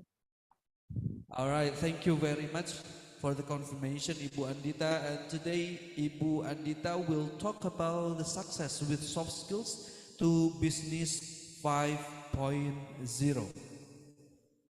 Okay, thank you, Mr. May, for your Ibu, time. yeah, Hello. Yeah. Can you hear me? Hear my voice? yes, It's we can. clearly? Okay. Yes. Okay. Now the Good time is morning. Okay. Good morning, all the seminar participants. Hello.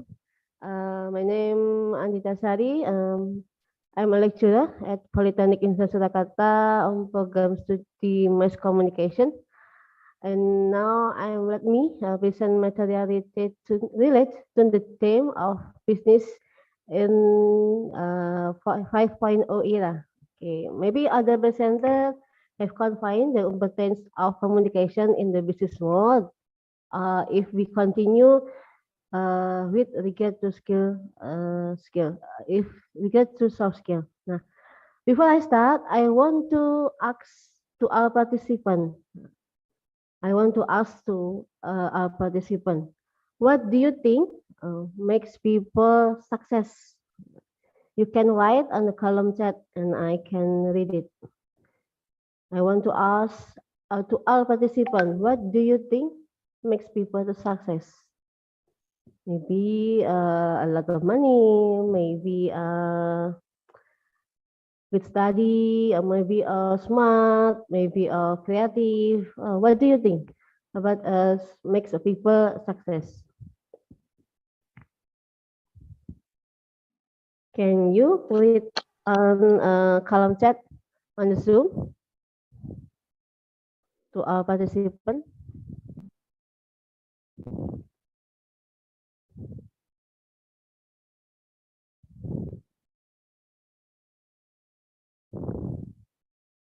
What makes people success? Or what makes you success? Maybe a lot of money, maybe good study result, or maybe creative, innovative, good manner. What do you think? You can write in a column chat in Zoom. Oh, I can see.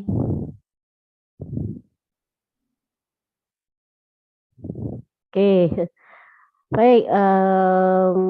Buat teman-teman, untuk our partisipan, buat teman-teman, apa sih yang membuat seorang itu sukses? Nah, apa sih yang bisa membuat kamu tuh sukses apa? Apakah uang yang banyak? Apakah harus orang yang pintar? Ataukah orang yang kreatif? Bisa inovasi? Nah, kira-kira apa nih yang membuat kamu tuh berpikir kamu tuh bisa sukses? Apa yang bisa jadi pendukungmu untuk sukses? Silakan dituliskan di kolom participants boleh bantu. Ya. Jawab pertanyaan dari Ibu Andita, silahkan. Apa yang Mas. buat teman-teman bisa sukses? Silahkan Baik. di kolom komentar ya. Ya, di kolom komentar aja. Oke, baik Mas Rafa, silakan Mas Rafa.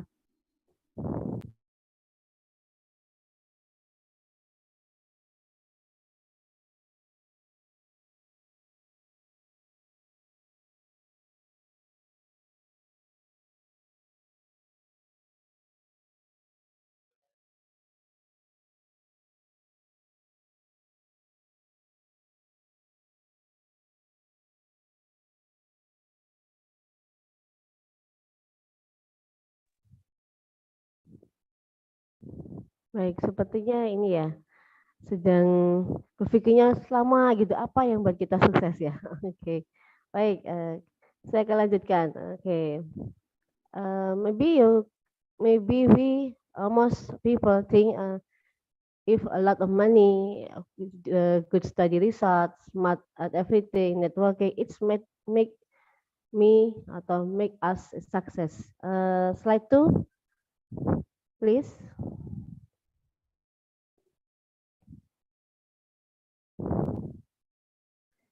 Okay, but it is a wrong answer, yeah. Wrong answer. Not all of these things make us successful. The answer is soft skill. Slide 3.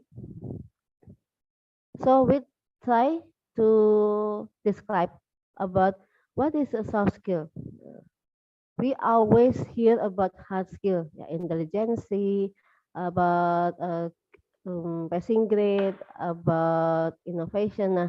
Now it's about a soft skill. Slide 3. Okay, slide 4.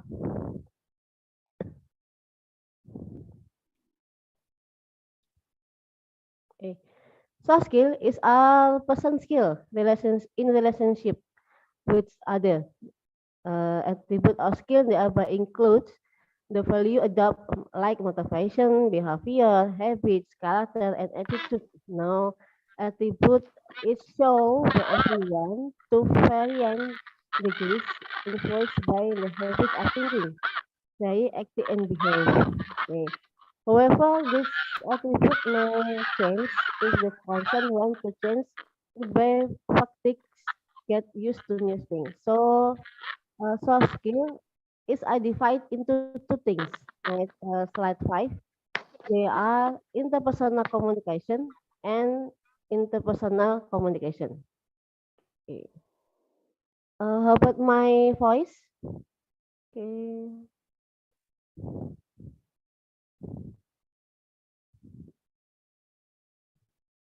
How about my voice? Halo, Pak Mek.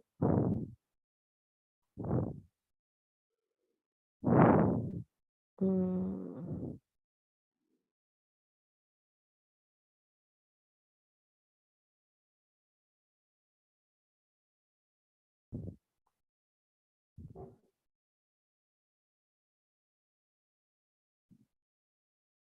Okay. Halo. Halo, Pak Mek. Bu Anita, Oke. can I hear you? Oke. Oke. Okay.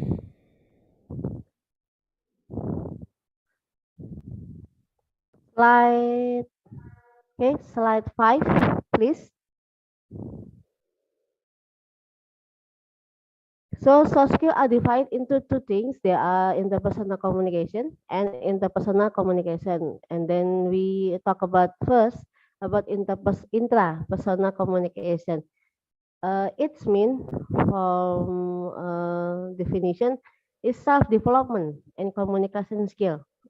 Slide 6 is self-development and communication skill. For example, about self-awareness, including self-confidence, ability to do self-assessment, carry of yourself, and emotional control.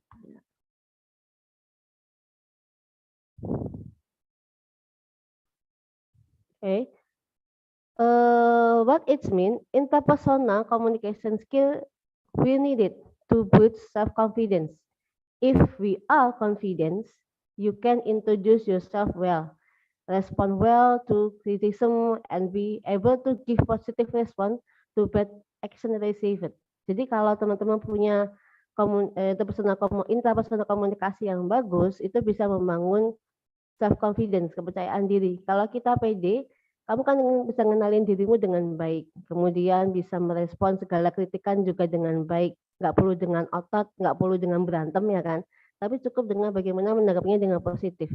Dan kemudian juga positif respon ketika kita menerima perlakuan yang buruk dari atau perlakuan yang kurang baik dari lawan bicara kita. Nah, itu bisa memberikan respon yang positif.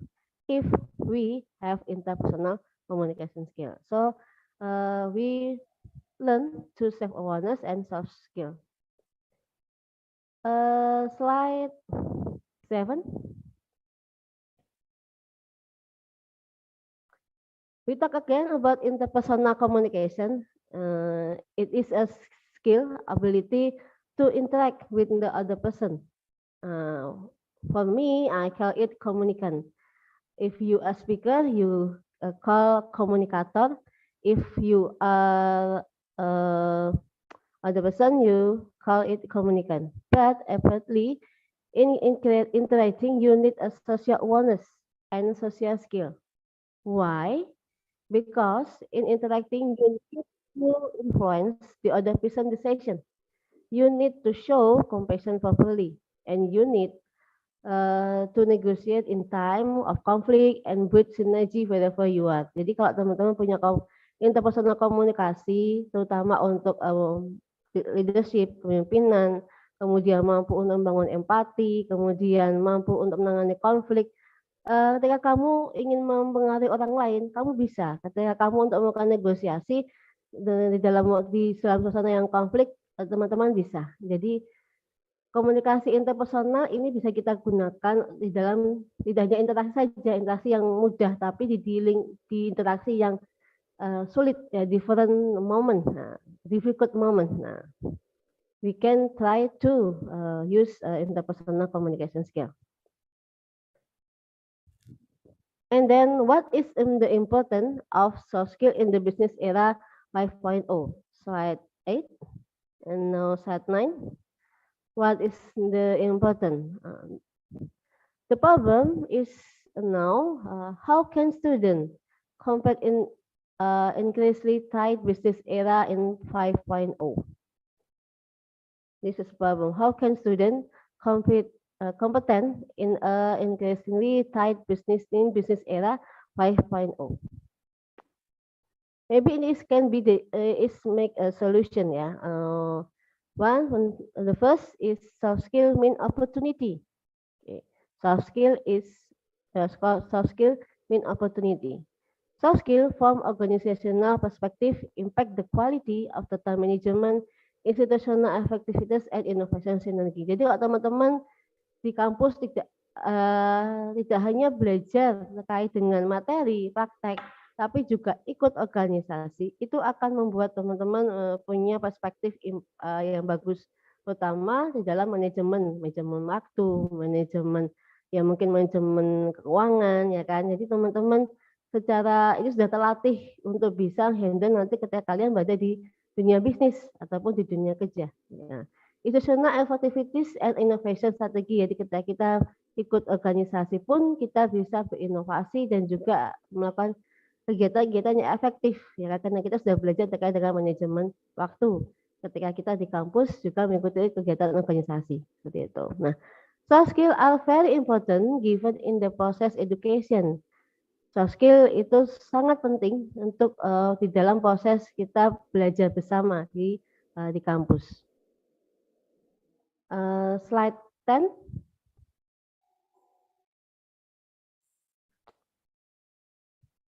Slide 10 is a 9. Slide 10.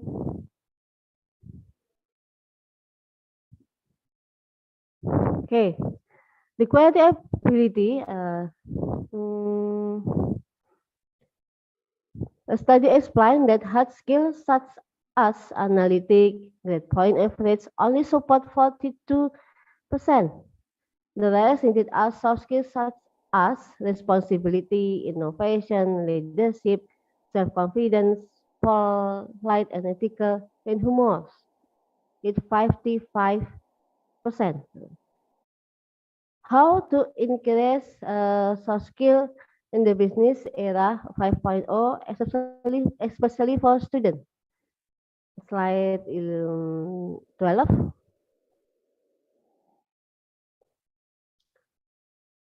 Okay, in the first is integration in lecturer.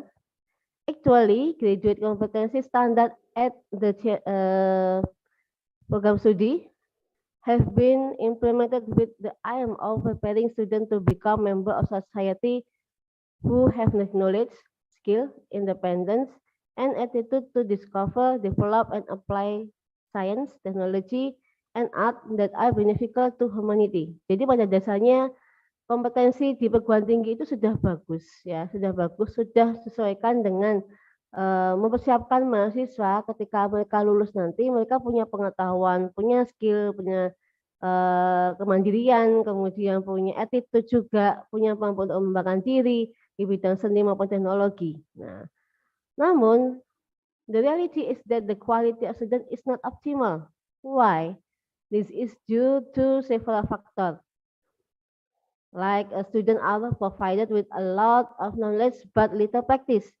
Nah, lalu kenapa sudah terjadi? Yang pertama mungkin karena banyaknya mahasiswa yang belum bisa mendapatkan pengetahuan yang cukup. Nah, kemudian ditambah dengan prakteknya yang kurang. Nah, kemudian kedua adalah student need infrastructure. The decline is the quality of non-academic activities and the lack of character education. Nah, jadi student juga butuh nih wadah atau infrastruktur sarana prasarana yang bisa untuk mengakomodir ketika mereka dapat materi misalkan tentang kewirausahaan itu bagaimana ada ruang untuk mereka bisa berekspresi, bisa menuangkan inovasi, bisa menuangkan ide, kreativitas. Nah, ini yang ada di luar dari bidang akademik. Oke. The second, lecturer improvement. Lecturer as assistant in the learning process must always improve the quality of learning. Jadi lecturer atau dosen kami ini sebagai pendamping ya, pendamping teman-teman untuk mendampingi dalam proses yang harusnya selalu improvement, selalu ada perkembangan atau pertumbuhan dalam hal pembelajaran, dalam hal materi, dalam hal mengikuti perkembangan zaman saat ini. Oh, anak-anak saat ini, mahasiswa ini saat ini tuh inginnya seperti apa sih? Ya kan? Kemudian apa yang sedang digemari saat ini yang bisa menumbuhkan kreativitas dari mahasiswa seperti itu. And then three, optimization of student activity.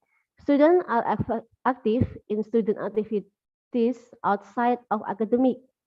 The activities participate in were able to develop leadership abilities, creativity, innovation, and foster synergy. So di sini optimization of student activity tidak hanya jadi mahasiswa kupu-kupu ya, kuliah pulang, tetapi bisa untuk ikut kegiatan aktivitas kampus. Ada banyak unit mahasiswa, saya yakin di kampus-kampus yang lain, tidak hanya di Indonesia saja, dari Amikom, kemudian dari UNIKL, dari HUSU, have a other organization to student make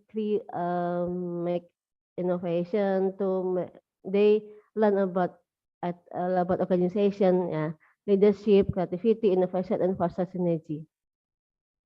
And then fourth, link and match partner in order to improve the quality of university graduates. It is necessary to establish cooperation or collaboration with work partners. For example, there are internship program with work lecturers. The goal is for students to get direct experience in the real world of work. Students get to think. The first is self-quality according to graduate standard, and the second is increase student soft skills. Jadi ada yang ketiga adalah link and match dengan dunia industri. Nah, Politeknik Indonesia Surakarta kebetulan adalah kampus vokasi. Nah, di sini kami banyak bisa rekan-rekan mahasiswa ini belajar terkait dengan program magang, dosennya juga magang dosen, dan tujuannya tentunya adalah mahasiswa berpengalaman untuk kerja di dunia nyata itu seperti apa sih, gitu kan? Nanti di situ bisa mengembangkan nanti kalau usaha kalian ingin punya usaha sendiri, oh ingin tiru manajemennya polanya seperti itu. Jadi student get to think the first is self quality according to the standard, and the second increase in student soft skill. Okay. Slide 13.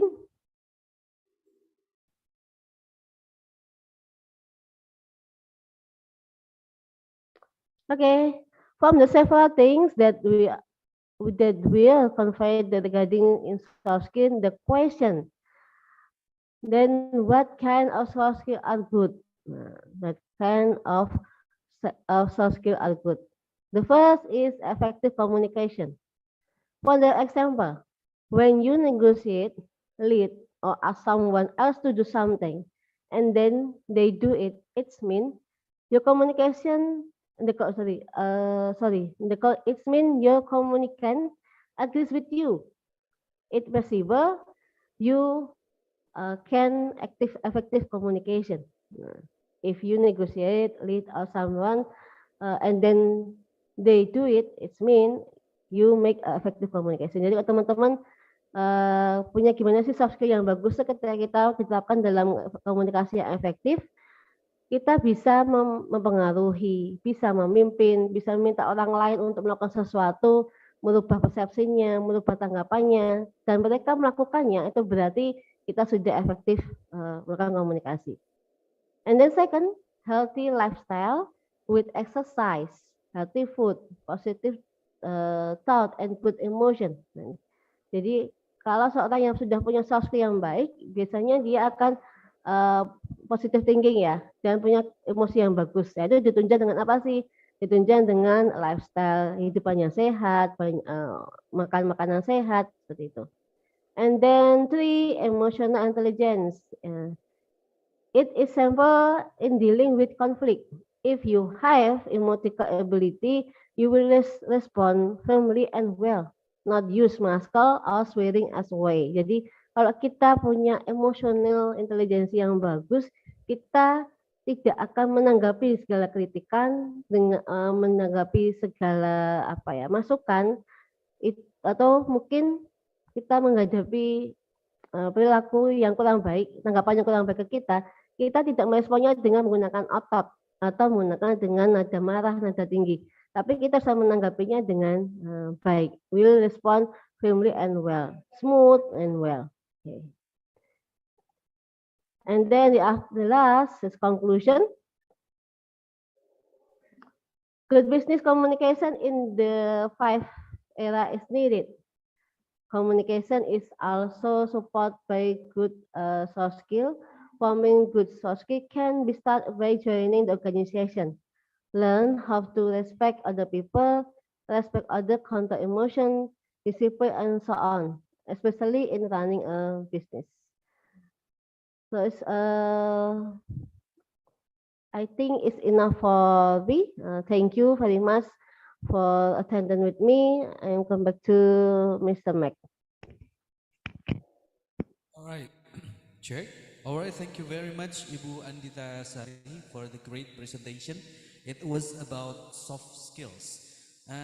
Talking about the soft skill, or the topic that you have been talking and presenting just now, success with soft skill to business 5.0.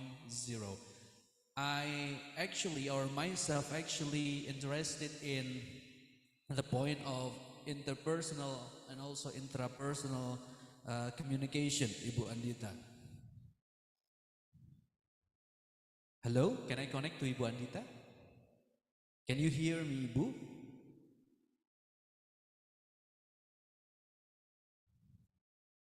Yeah. Now, ladies and gentlemen, all participants, we would like to have next session. As I got information from the committee just now that the question and answer would be held two speakers. So before we come to our fourth speaker, Dr. Langtom Jonjom Song from Kalampaka, from Huaxiu Kalampaka University, we would like to have question and answers first for the two speakers before. So please, if you have any question for the second and also for the third speaker, Ibu Norma Puspitasari and also Ibu Andita. So please have a question or please give question through the comment section, and also you may have time or chance to speak up directly by raising your hand, and also you can speak up directly. Okay, please. Teman-teman partisipan ataupun semuanya, bagi yang ingin bertanya silahkan untuk bertanya secara langsung dengan membuka mic-nya, langsung ngomong, memperkenalkan diri dengan nama dan asal, fakultas ataupun kampusnya, atau bisa lewat comment section ya, silakan. Sudah adakah pertanyaan yang masuk? Saya mohon untuk di zoom kepada panitia pertanyaannya supaya bisa saya baca dengan lebih jelas.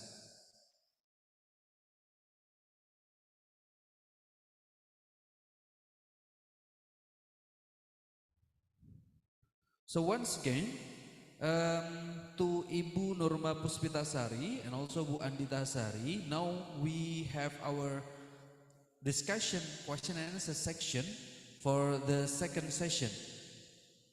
Kepada Ibu Norma, kemudian juga Ibu Andita, sebelum kita menuju ke pembicara keempat, kita akan question and answer session dulu untuk dua pembicara kita hari ini, yaitu Ibu Andita dan juga Ibu Norma.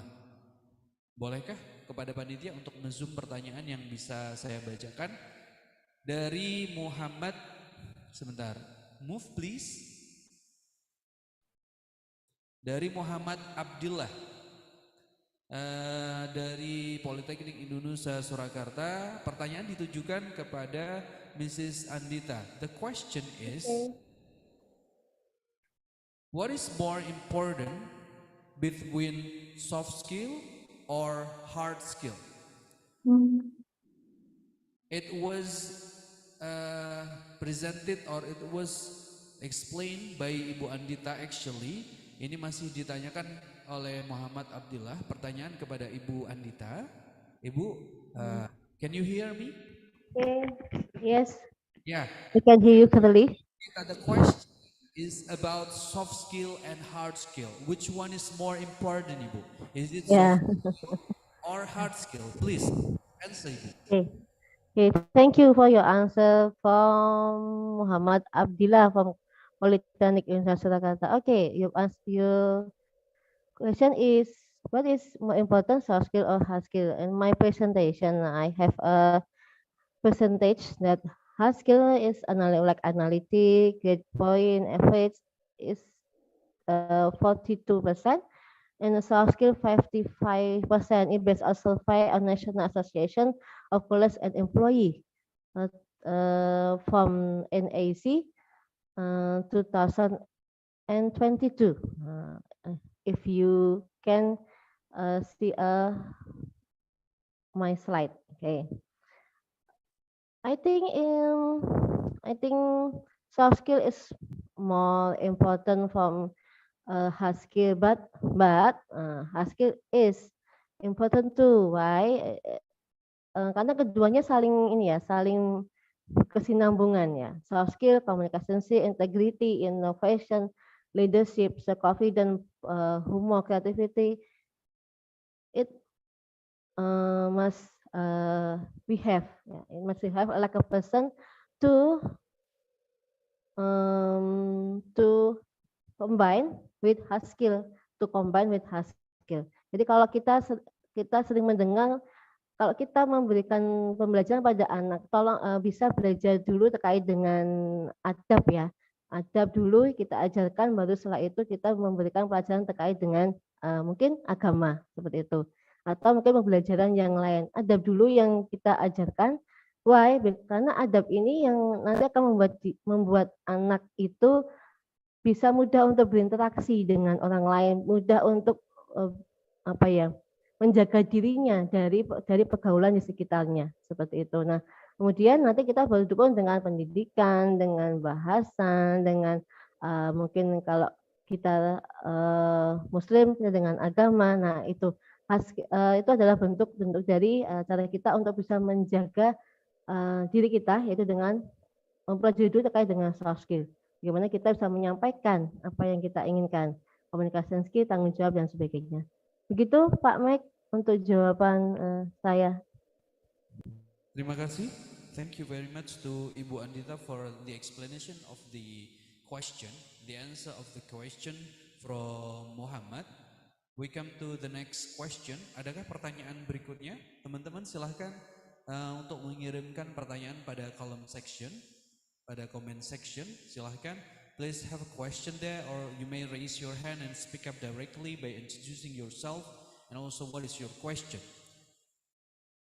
And to whom the question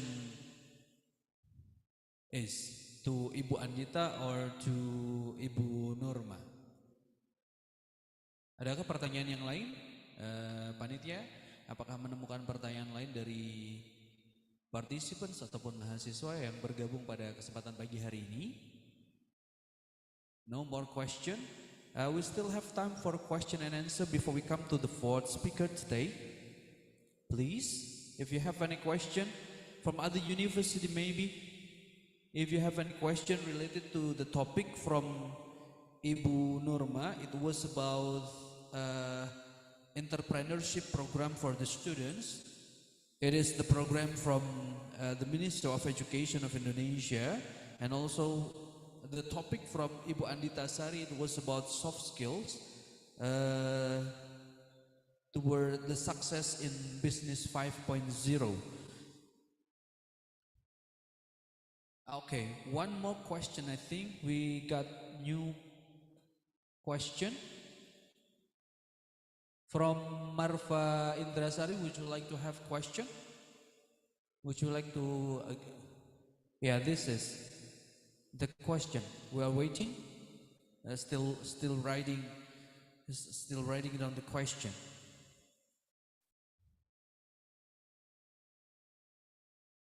Yeah, from Marfa Indrasari. We're waiting for your question, please.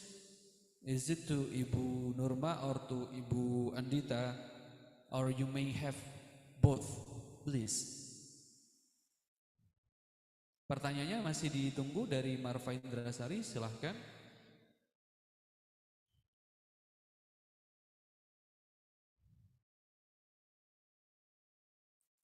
Okay, the question is to Ibu Nurma, I think.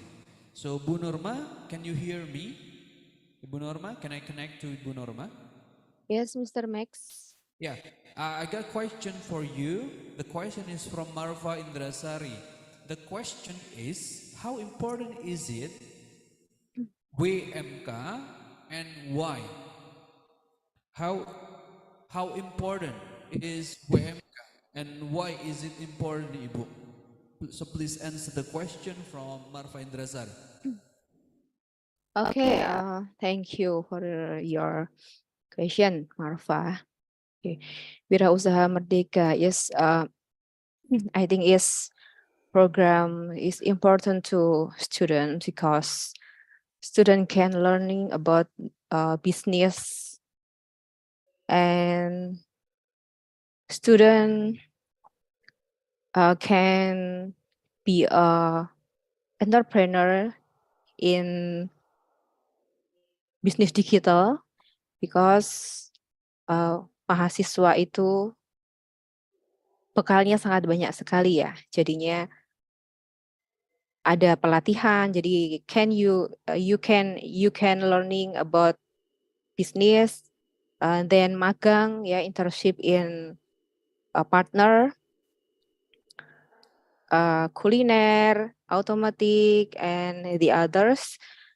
Dan juga teman-teman mahasiswa di sini bisa belajar untuk membuat sebuah business plan ya, dengan proposal bisnis yang akan nanti didanai oleh kementerian. Jadi di sini nanti Wirausaha Merdeka akan membantu student dalam belajar berbisnis untuk menghadapi Society 5.0 di sini, karena tidak semua pekerjaan itu bisa digantikan oleh mesin di revolusi 4.0. Tapi ada beberapa pekerjaan, salah satunya adalah berwirausaha, itu nanti akan bisa memberikan kontribusi yang positif buat teman-teman mahasiswa. Dari kegiatan ini nanti, dari belajar sampai dengan dimodali oleh pemerintah, itu nanti akan membuat teman-teman mahasiswa ini benar-benar siap pada saat lulus menjadi seorang sarjana. Itu tidak harus mengharapkan pekerjaan dari orang lain, tapi juga bisa membuat pekerjaan sendiri, bahkan membuka lapangan pekerjaan sendiri. Mungkin itu Mr. Max yang sedikitnya kenapa WMK dari pemerintah itu sangat penting untuk dikenalkan kepada mahasiswa. Alright, thank you. So it is about how to create opportunities, ya Ibu ya. Jadi bagaimana buka peluang, apakah itu peluang kerja, apakah itu peluang untuk berwirausaha, tentunya juga untuk peluang membuka lapangan pekerjaan. It's not only to find a job, but how to open a job. Yes, correct. Yes. Thank you very much. I think that's all for the second session of question and answer and also discussion. Now, I would like to thank to both speakers, second and also third speakers. Ibu Nurma, thank you very much for your presentation about entrepreneurship for students, and also to Ibu Andita Sari, thank you for the presentation about success with soft skills to business 5.0. And now we come to the fourth speaker. Our fourth speaker today is from Thailand, a lecturer at Faculty of Business Administration, Hoa Chiu Kalampaka University, Dr. Lantham John Job Song. So before I invite her to have presentation, let me read her curriculum fitting. Her educational background or history. King Mangkut Institute of Technology, La Krabang, Thailand, in 1988. Second class honor Animal Production Technology, Asian Rural Institute, Tochigi Prefecture, Japan, 1993 for Certificate of Leadership, Asian Institute of Technology, Thailand, in 1999, Master of Science Information Management, and in 2009 from Victoria University of Wellington, New Zealand, she got her PhD for Information Systems, School of Information Management. So please welcome Dr. Lantham John Jobsong. Hello, Dr. Lantham. Yeah, hello. Do you hear me? Can you hear me? Yep. Yes, I can hear you clearly. Okay. Good. Thank you. I think I can pronounce your name, Manun. Yep. Yep. Sorry, And pronounce your name. okay. So Yeah. First of all, I would like to introduce myself, maybe to how to pronounce my names. So not just foreigner that difficult to pronounce my family name. Even Thai people, so sometimes I just like to introduce. My name is Lanthom John. Yep. So for easier, yep. it is a bit hard or difficult for me to pronounce. So sorry. Yes, difficult for Thai people as well. Yeah. Okay. Yep. So did you see my slide? Yeah. We see Okay. our slide. Yep. So, Dr. Lantham today will talk about the elements for digital transformation. Dr. Lantham, time is yours. Okay. So everyone see my slide. Yep. My name is Lanthom. My position is I'm the director of MBA Digital Business. Yep. And also I have to teach some class for undergrads. So that the class that I teach is digital transformation. Yeah, so thank you for the Indonesia Surakarta Polytechnic to invite me to join the international webinar on digital transformation. Yep. So normally when I'm teach this subject, I'm teach this subject for both undergrad and MBA student.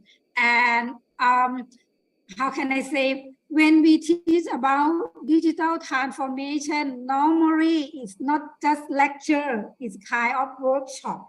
Especially when I'm teach to the master student all the time, they have to do some tasks, and also they have project to design the new digital business, something like that. And also I'm quite excited because it's quite a big audience, because normally if I'm teach for the MBA, the class is around 10 students. If I'm teach for the undergrad student, the class is allowed 50 students only, okay? Yeah. So, and as I told you, the class, the topic about digital transformation is not a lecture, it's a workshop, okay? And then I'm trying to pick up some.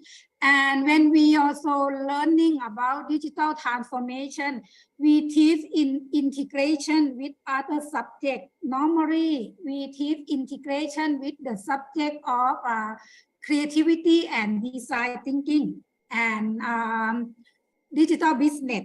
Because in the creativity and design thinking, we provide a lot of games and tools for students to start thinking.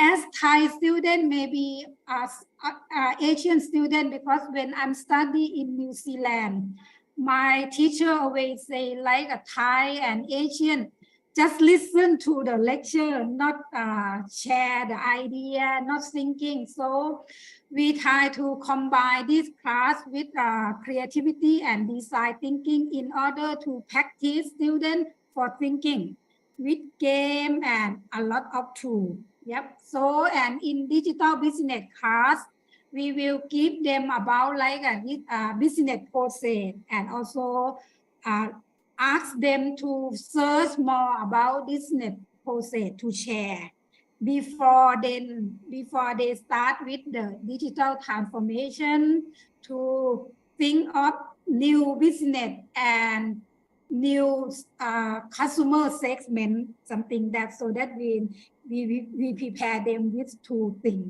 Okay, I'm trying to give a brief because normally for topic that I will talk today, I have to use about 30 hours. So, and today I will use 30 minutes for this topic.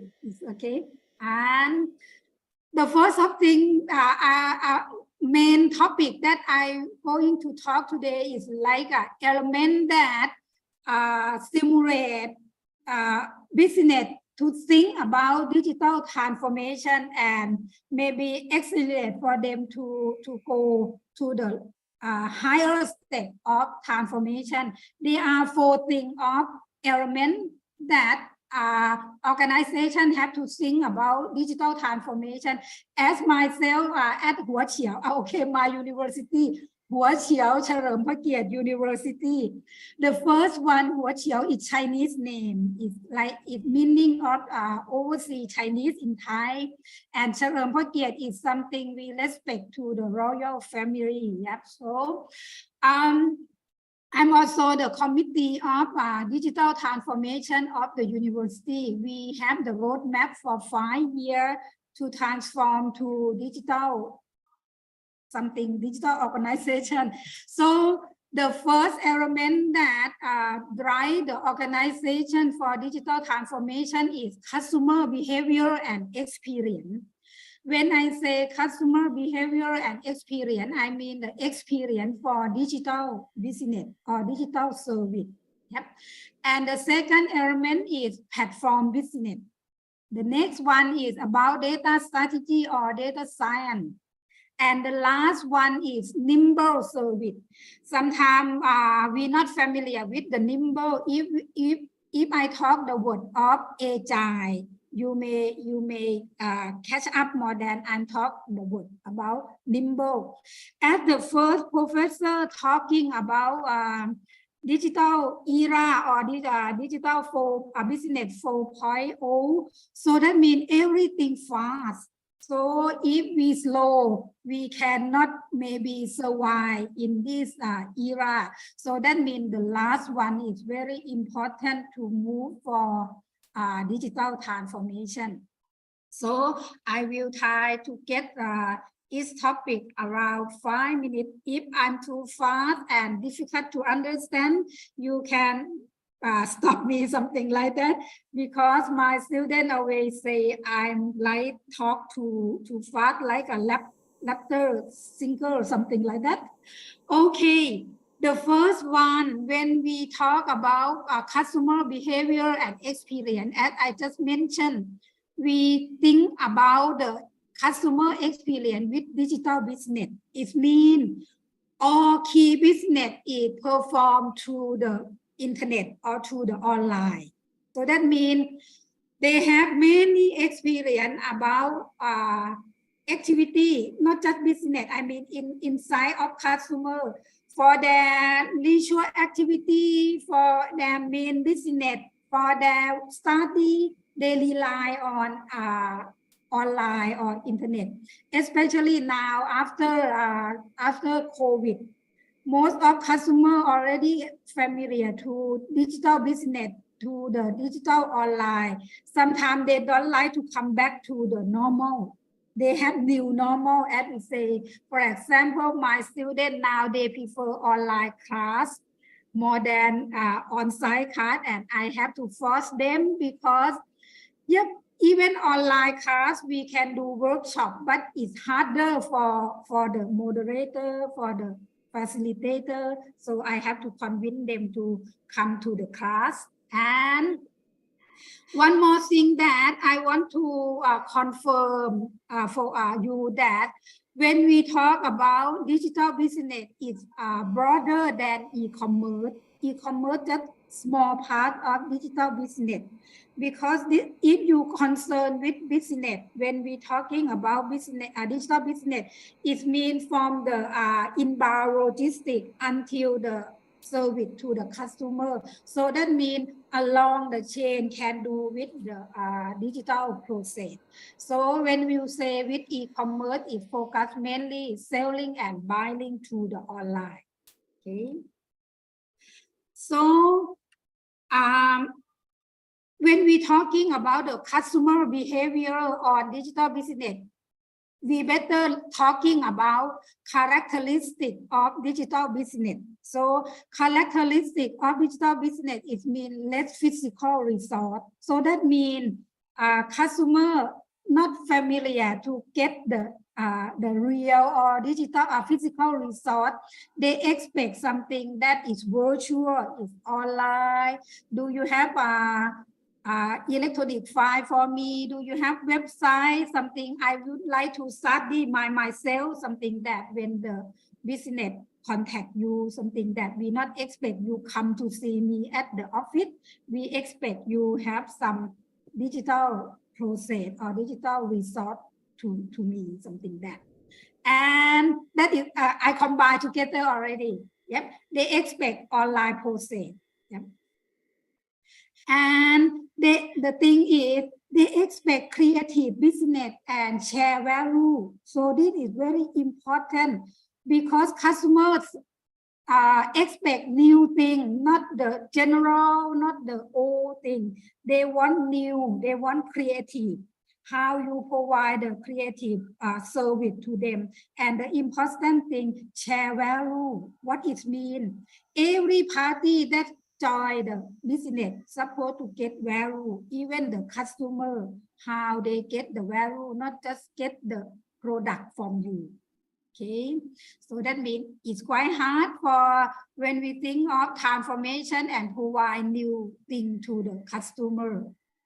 Next, they expect you are the agile organization. The customer expect you to be agile. What it means? Business should be fast respond to the demand of customer. When they comment something, they not expect next year service. They expect next week or next month product or service. So that means when we teach students about digital transformation, as I told you, we combine with digital business class. In the digital business class, we have to teach students about agile business analysis. That is mean how we develop fast digital product or service released to customer. So the end of this presentation, I will talking about agile business analysis. The last one, they expect about intelligent business. Yep, they want more intelligent automatically, but for the last one, I'm not sure. Sometimes I'm afraid the intelligence of the business. I'm worried they don't be a loss, and are they the real person? Are they the real business? Come to talk with me. They are the real intention, something like that. So that means they have pro and con. By the way, customer don't expect the normal thing. They want the new experience, that creative, smart, something that.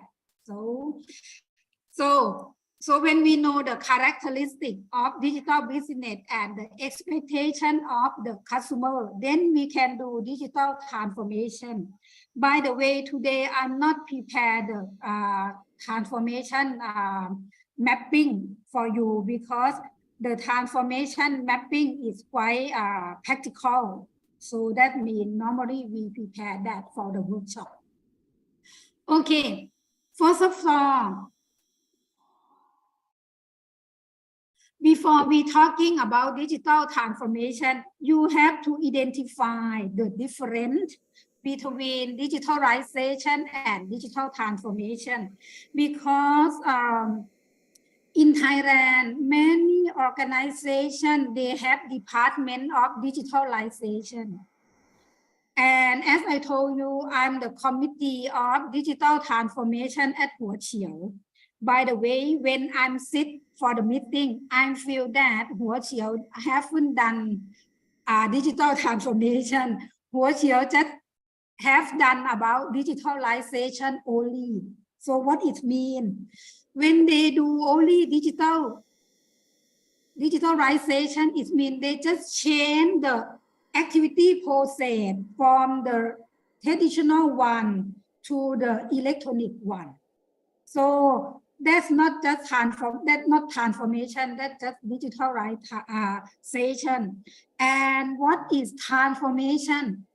So you know, when I'm teaching students, I'm trying to compare with the thing that they are familiar. Maybe it's quite old movie. I tell my students, if you have to think of transformation, you think of the movie titled Transformer. They transform to the new image. So that is transformation. You have to think new image of the organization, new form, new service, new product of the organization. If you not think new, you will be disrupted. So transformation is mean not just like a change the process. You have to think in terms of business strategy to relate to your customer, new revenue stream to get from the customer. So if you not think the new thing, you not adjust yourself, you may disrupt. It seems like a dinosaur. If you not adjust to the new thing, you cannot survive. Yep, you can imagine many things that already disrupt. For example, film camera, mobile with keyboard. What else that is already disappear? So I didn't prepare that thing because you already observe by yourself what is disappear from your life because of they disrupt with new thing. Yep. For example, the mobile without keyboard. That is very sad for my friend who bought BlackBerry. You know, they bought BlackBerry a few months, then we have Apple mobile phone. Yep. So mobile Apple phone without the keyboard, just immediately a few, then that is disappear. So this is the new thing. You have to think to think about transformation. You have to think out of the box and think in the future what people might boring about the current and want to learn and get the new experience. You know, at the first time when I brought the iPad, really I don't need the iPad. I already have small notebook, but I just want the experience of the computer in the one page and no keyboard, no separate thing like that. So that is concept of thinking of transformation.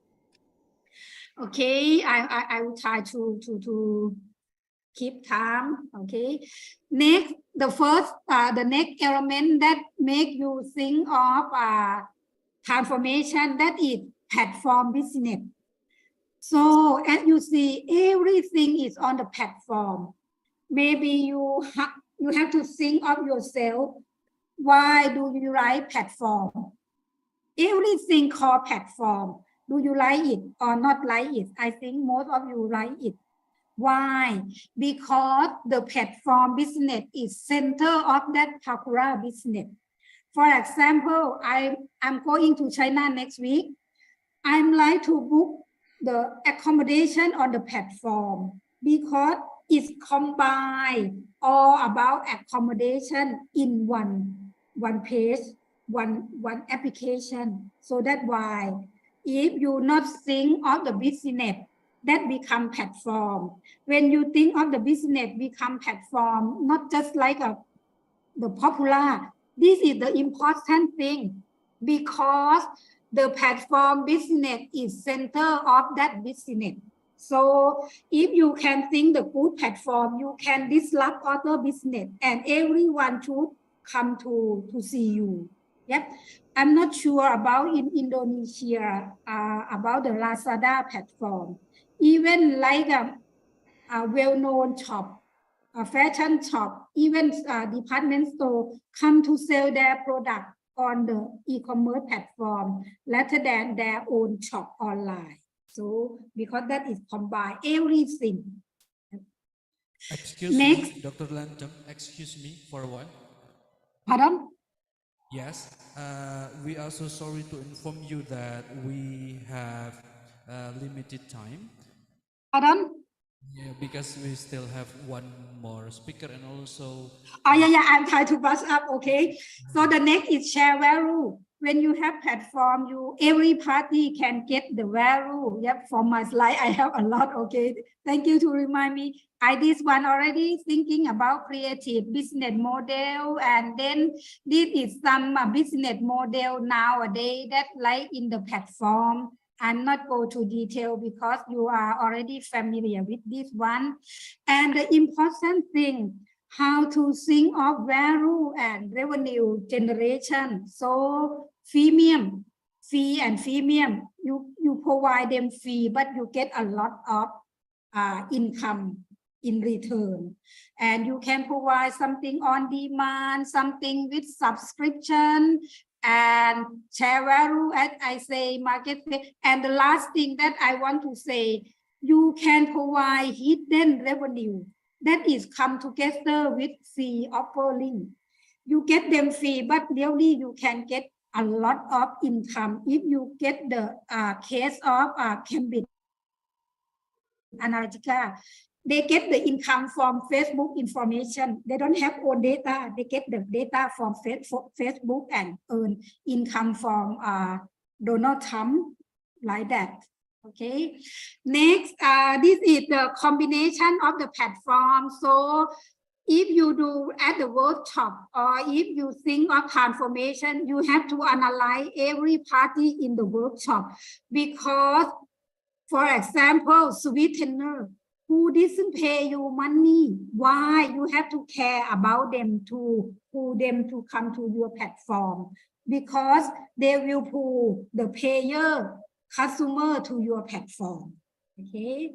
Next is, this is example when you do the workshop. I will give many platform and then you have to analyze the party of the platform who will give you any value. The next thing is about data strategy. Why you need data strategy? Because nowadays business is driven by the data. After you analyze the data, you will know exactly what is leads you to the business. You will know the demand, you will know need or requirement of the customer. So that means data can help you to predict something and apply, help you to do the new business. Yep. And then you will know about the customer, that thing. That is the main thing about data strategy or data science. Next, about cloud computing. Cloud computing is one factor that helps you to move for transformation. I have by my own experience. Yep, and you know that the world needs nimble or fast. If you want to make something fast, you have to do with cloud computing and agile. For the cloud computing, it means you can start your business in a few minutes. Just lend for the server, lend for the space, and also ask some service from the cloud service provider. So that means you can start your business in a few minutes. And also when your business go down, you can like reduce the resource immediately. If you have your own physical resource, you cannot reduce the resource immediately because you already brought it. Okay, that I say. You just have like a small thing, mobile or tablet, and then everything you get the service from cloud service provider. Yep. And can do the business everywhere. Why now Thailand, Singapore is the target for some business because they just come to sit beside the beach and can do business over the cloud computing. Okay, very fast. The next one, this is why cloud computing is good because they can accelerate your business. You can be the flexible and repeatability very fast, and you get the high service quality from cloud service provider and also high security. The security is very important for the digital era. Yep. And you can prepare to meet the user experience because cloud service, not just the hardware, they give you some software and data analytics. That's how you can know the customer. Okay.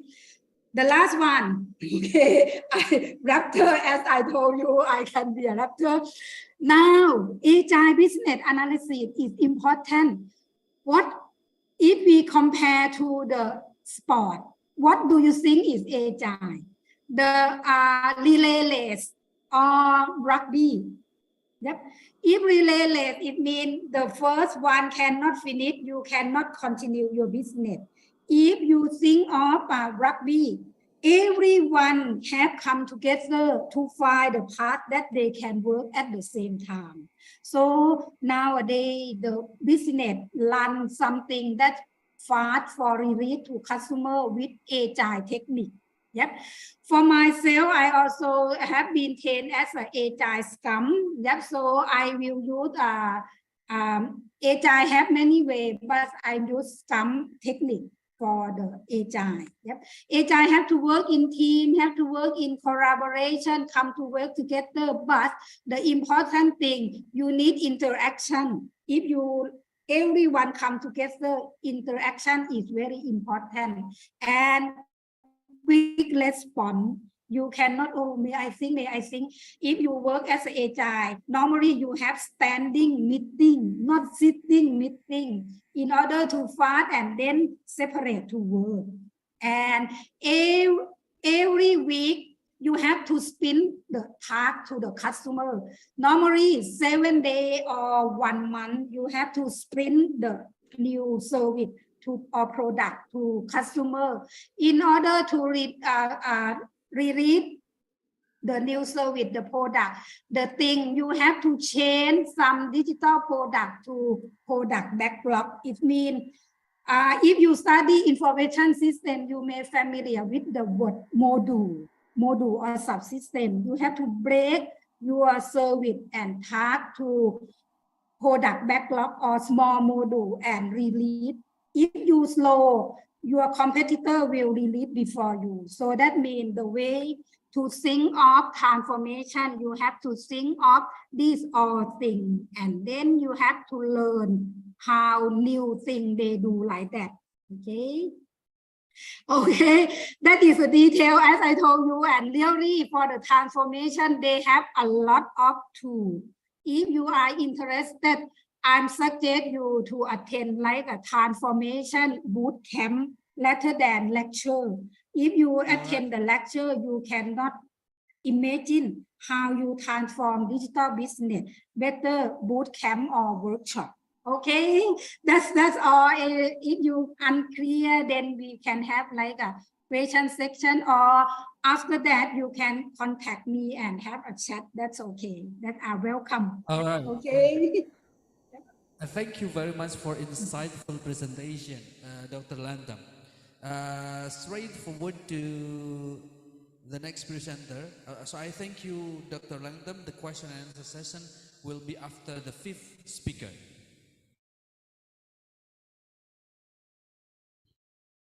All right. Now I come to Bapak Oneri Andi Saputra, Magister of Education from Polytechnic Indonesia, Surakarta.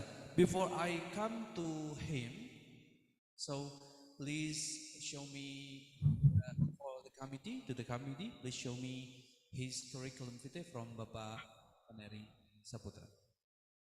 Pak Oneri, can I connect to you? Can I talk to you? Can you hear my voice, Bapak Oneri Andi Saputra? Yes, I hear your voice, Mr. Makmun.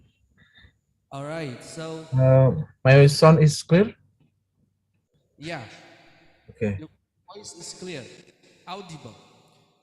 Today, Bapak Oneri Andi Saputra, Magister of Education, will talk about the strategies for success in automotive business 5.0. Would you please, the curriculum today? I cannot see over here, it's close. Okay. Yeah, right. So before we invite Bapak Oneri, let me read his curriculum vitae. His bachelor degree got from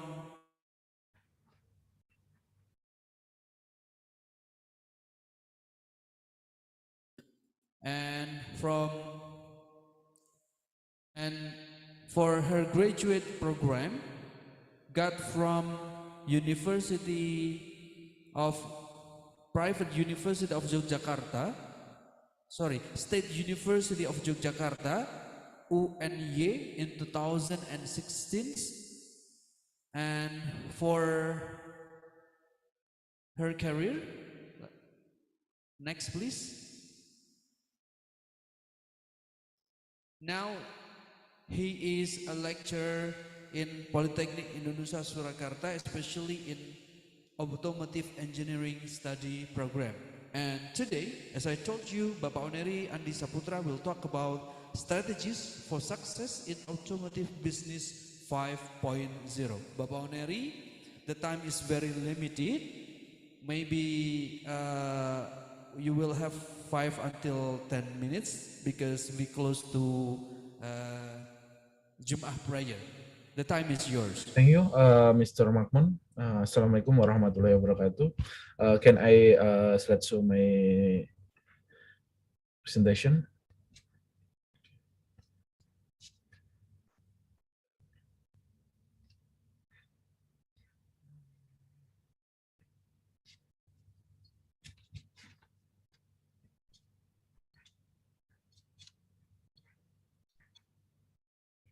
Okay, my screen is play in your computer, Mr. Makmun. Yes, we can see Okay, your thank you. slide. Okay, Assalamualaikum warahmatullahi wabarakatuh.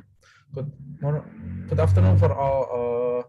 Salam Om Swastiastu, Nano Buddhaya, Salam Kebajikan Rahayu.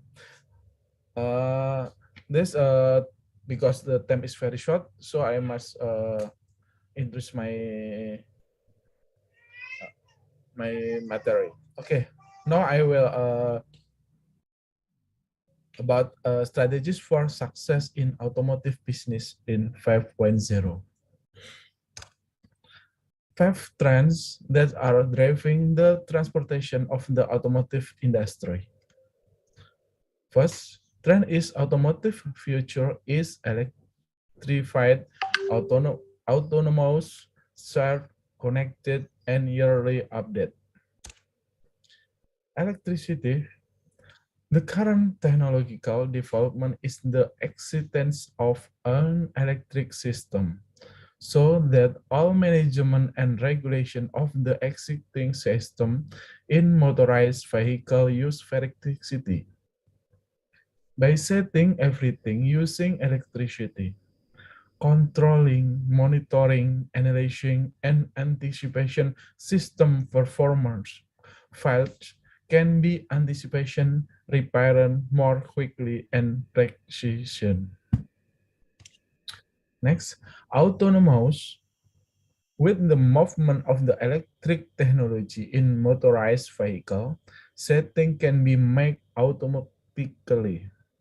This automation will have an impact on the ability of vehicle to move and operated independently. This is a future trend because now everything can be done with the help of artificial intelligence. Tesla, Tesla Motor has implemented this technology, shared and connected. Technology that is connected and shared data between vehicle and also their surrounding environment will be very useful in the future. With this technology, the vehicle will be able to detect traffic jams, detect vehicle damage, and find the nearest repair shop, as well as connecting with various other devices. With this capability, it will greatly help vehicle users so that this comfortable trend will be very popular and growing rapidly. Currently, connecting with Gmap and connection has been installed on many motorized vehicles and it is welcomed by the community as usual. Yearly updately, the vehicle hardware has currently been collaborated with the software as a controller and so far future upgrades in can only be done by software update. This is an advantage that really help user to that the vehicle use can enjoy technological development in real time. This technology is already running and telephone and computer, and this will develop and penetrate the automotive sector. So, to the focus in the user to trend. The user, vehicle user is the 5.0 era are the many sorry the millennial generation who have a different mindset from the current generation. This user will greatly influence the trend of vehicle. The trend that was previously more into lifestyle at this time will be more to the user. Increasingly complex needs and there will be many devices that will be embedded in the vehicle in an effort to meet the need of the user.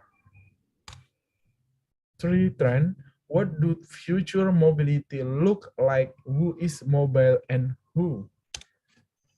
Mobility.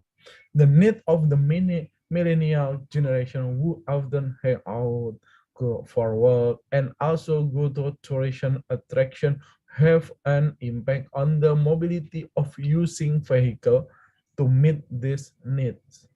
Based on research, people mobility needs will increase by around 20 and 30%.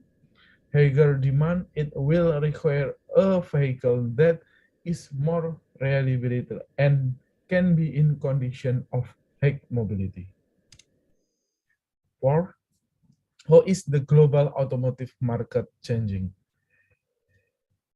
Market changing, global market changing are heavily influenced by international policies. Like now, there are many issues regarding the environment changing the trend of iron car into diesel car.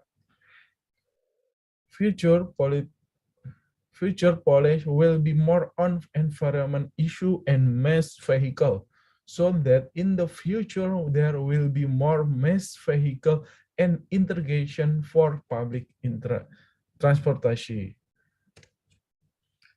And last, what effect will be have on the automotive value chain? The automotive value chain, the automotive world consists of many derivative industry. The production chain is also a very big influence. Even the need of the community are high, but the industrial sector is unable to manufacture or product or too high a cost and is profitable. then this will also be abandoned. So that from various trends, the factor become the actuator of the availability of distinct trend. Okay, this my pass. Okay, Thank thank you you. very much for the great presentation from Bapak Oneri Andi Saputra, Magister of Pendidikan. Because we are close to the end of this main agenda, that is webinar on digital transformation, strategies for success and business 5.0.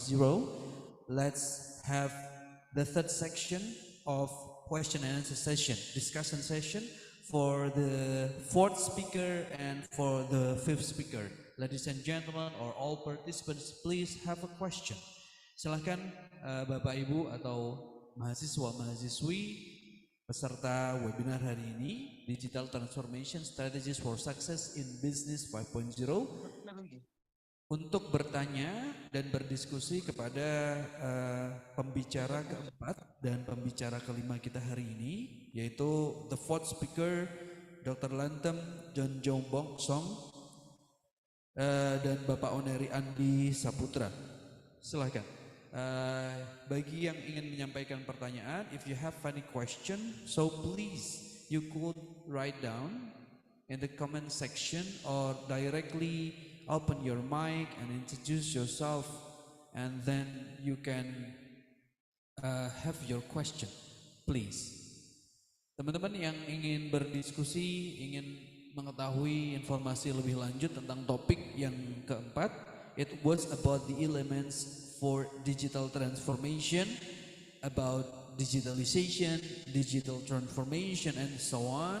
And the fifth topic was about the automotive business 5.0, about the strategies, how to be successful in automotive business 5.0, presented by Bapak Oneri from Automotive Engineering Study Program, Polytechnic Indonesia, Surakarta. Do we have question for the fourth and the fifth speaker? Ladies and gentlemen, please.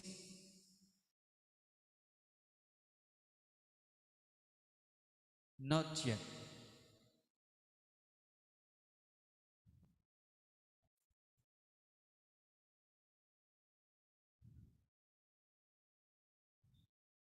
All right, so to Dr. Lantem, one question actually I want to ask to Dr. Lantem. Can I talk to you? Can you hear me? Yes, I hear you. Sure. One question related to the students, or our students, maybe in Indonesia and also from Malaysia or maybe in Thailand.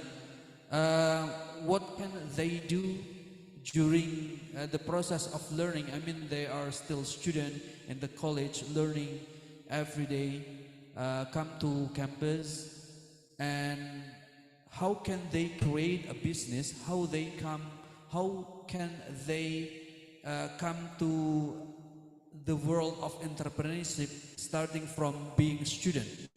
What do you think about this? Yeah, nowadays, you know, in order to be the entrepreneur or start your business, you don't need until you're graduate. You can start your business. Maybe you can heard the news that the elementary school also now can start their business as a TikTok influencer or something. So you can, if you are interested to be the entrepreneur or start your business, you have to learn what the people or customer want and what is your talent or ability can do. As I tell you that the elementary school student also, they know how to reach the people to the TikTok skip, then they can earn the money from their TikTok skip, something like that. Yep. All right, so starting from the ability that students can do.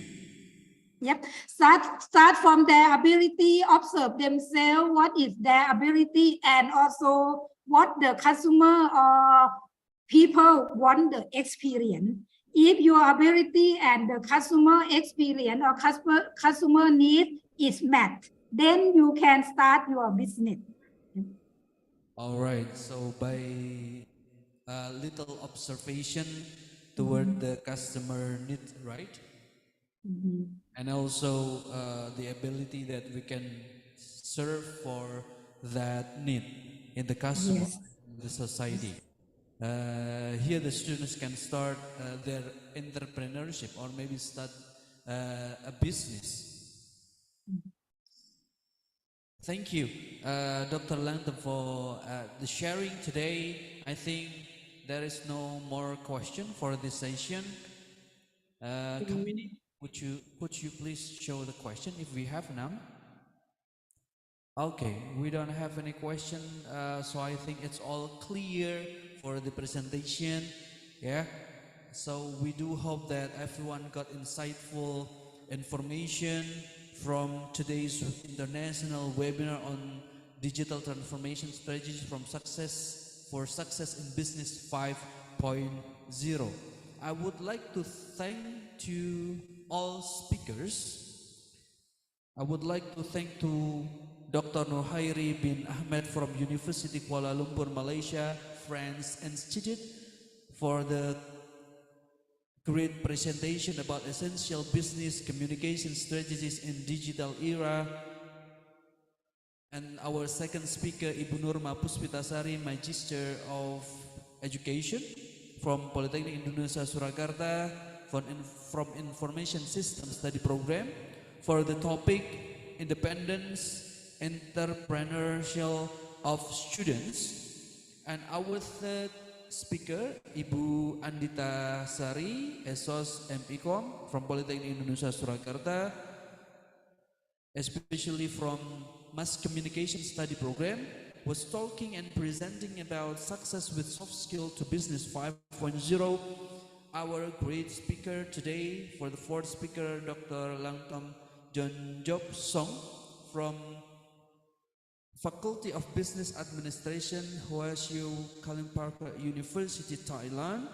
Thank you very much for the great presentation about the elements for digital transformation, and also our last great speaker about talking about strategies for success in automotive business 5.0, Bapak Oneri Andi Saputra.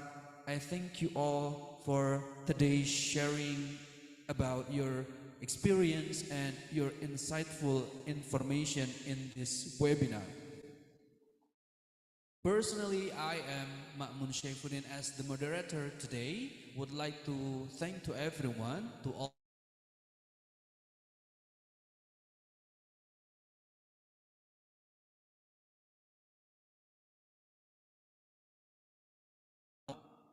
looking forward to see you all soon.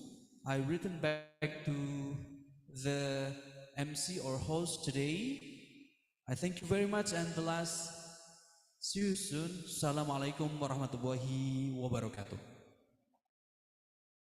Waalaikumsalam warahmatullahi wabarakatuh.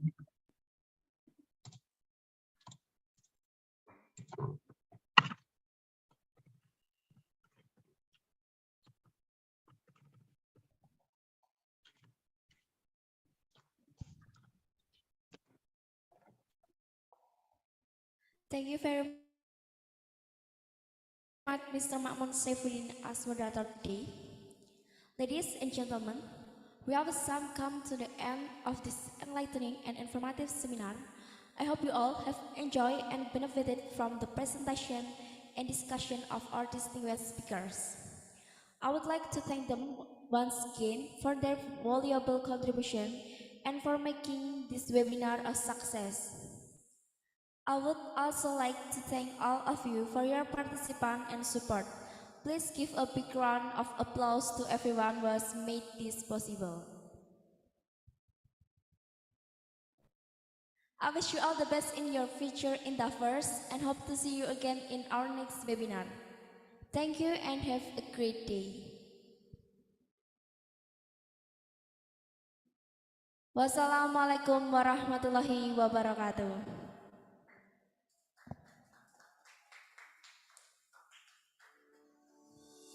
Coming with the intention to prepare the globally competitive young generations, Polytechnic Indonesia Surakarta is taking efforts to build the spirit of Polinus 5.0 by prioritizing innovation and technology.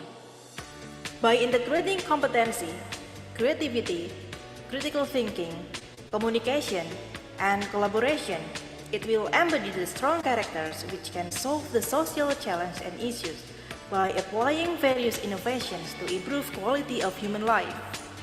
Therefore, Polytechnic Indonesia Surakarta transforms with Polinus 5.0 concept. Polytechnic Indonesia Surakarta emphasizes technology and human as inseparable parts which are in line with the increasing of sustainable graduate competency. Technology is not only for sharing information, but also living a life. Polinus 5.0 builds the humanist learning system by prioritizing the application of technology basis in learning system. Polytechnic Indonesia Surakarta views the future optimistically that every graduate takes a part in all aspects of life and global competitiveness development. Automotive Technology Study Program aims to result the professional technicians and supervisors who have competencies in automotive machine prototype and design, also the global technopreneur. Automotive technology is supported by garage laboratories and automotive design laboratory. Garage laboratories include several laboratories such as engine laboratory, chassis and power transmission laboratory, automotive electrical laboratory, automotive maintenance and repair laboratory. Information System Study Program. Information System Study Program is expected to result the experts in mobile and website programming. In its development, Information System Study Program is taking a step forward to develop various AI-based platforms. Information System Study Program is facilitated with Computer and Network Laboratory to support lecturing activities. Mass Communication Study Program. Mass communication graduates have competencies in producing video, audio, and graphics based on the need of industry, especially in promotion and information, media content, and globally competitive mediapreneurs. Mass Communication Study Program is facilitated with Television Laboratory, Radio Laboratory, and Video Editing Laboratory to support lecturing activities. Hospitality Study Program. Hospitality Study Program is established to fulfill the increasing need of hospitality professionals. Hospitality graduates have competencies and qualification for a global standard of hospitality industry. Hospitality Study Program is facilitated with Kitchen Laboratory, Housekeeping Laboratory, Bar Laboratory, Restaurant Laboratory, and Front Office Laboratory to support practice activities. Pharmacy Study Program. Pharmacy Study Program emphasizes pharmaceutical professional competencies to fulfill the need of modern pharmaceutical industry by paying attention to traditional medicines. In order to support lecturing activities, Pharmacy Study Program Laboratory is facilitated with Pharmaceutical Chemistry Laboratory, Pharmaceutics Laboratory, Pharmaceutical Technology Laboratory, Pharmacology Laboratory, and Instrument Laboratory. Health Information Management Study Program. In spite of its administrative competencies, health information management professionals also have competencies in medical record programming development based on global need of medical industry. Health Information Management Study Program is completed by Physiological Anatomy Laboratory, paper-based or manual medical record laboratory, electronic medical record laboratory, clinical coding and reimbursement laboratory, clinical document and audit laboratory, computer laboratory, and statistic and report laboratory. Medical Laboratory Technology Study Program. Medical Laboratory Technology Study Program requires the professionals who are able to globally compete in applying medical stuff based on work standard and current need of medical industry. Medical Laboratory Technology Study Program is supported by 7 laboratories including clinical pathology, anatomical pathology, and immunology laboratories. Politeknik Indonesia Surakarta mempersiapkan generasi muda yang adaptif terhadap dinamika ilmu pengetahuan dan teknologi. Kami menggabungkan kreativitas dan inovasi sebagai solusi dari tantangan masa depan. Polinus 5.0, dynamically and adaptively moving in every change.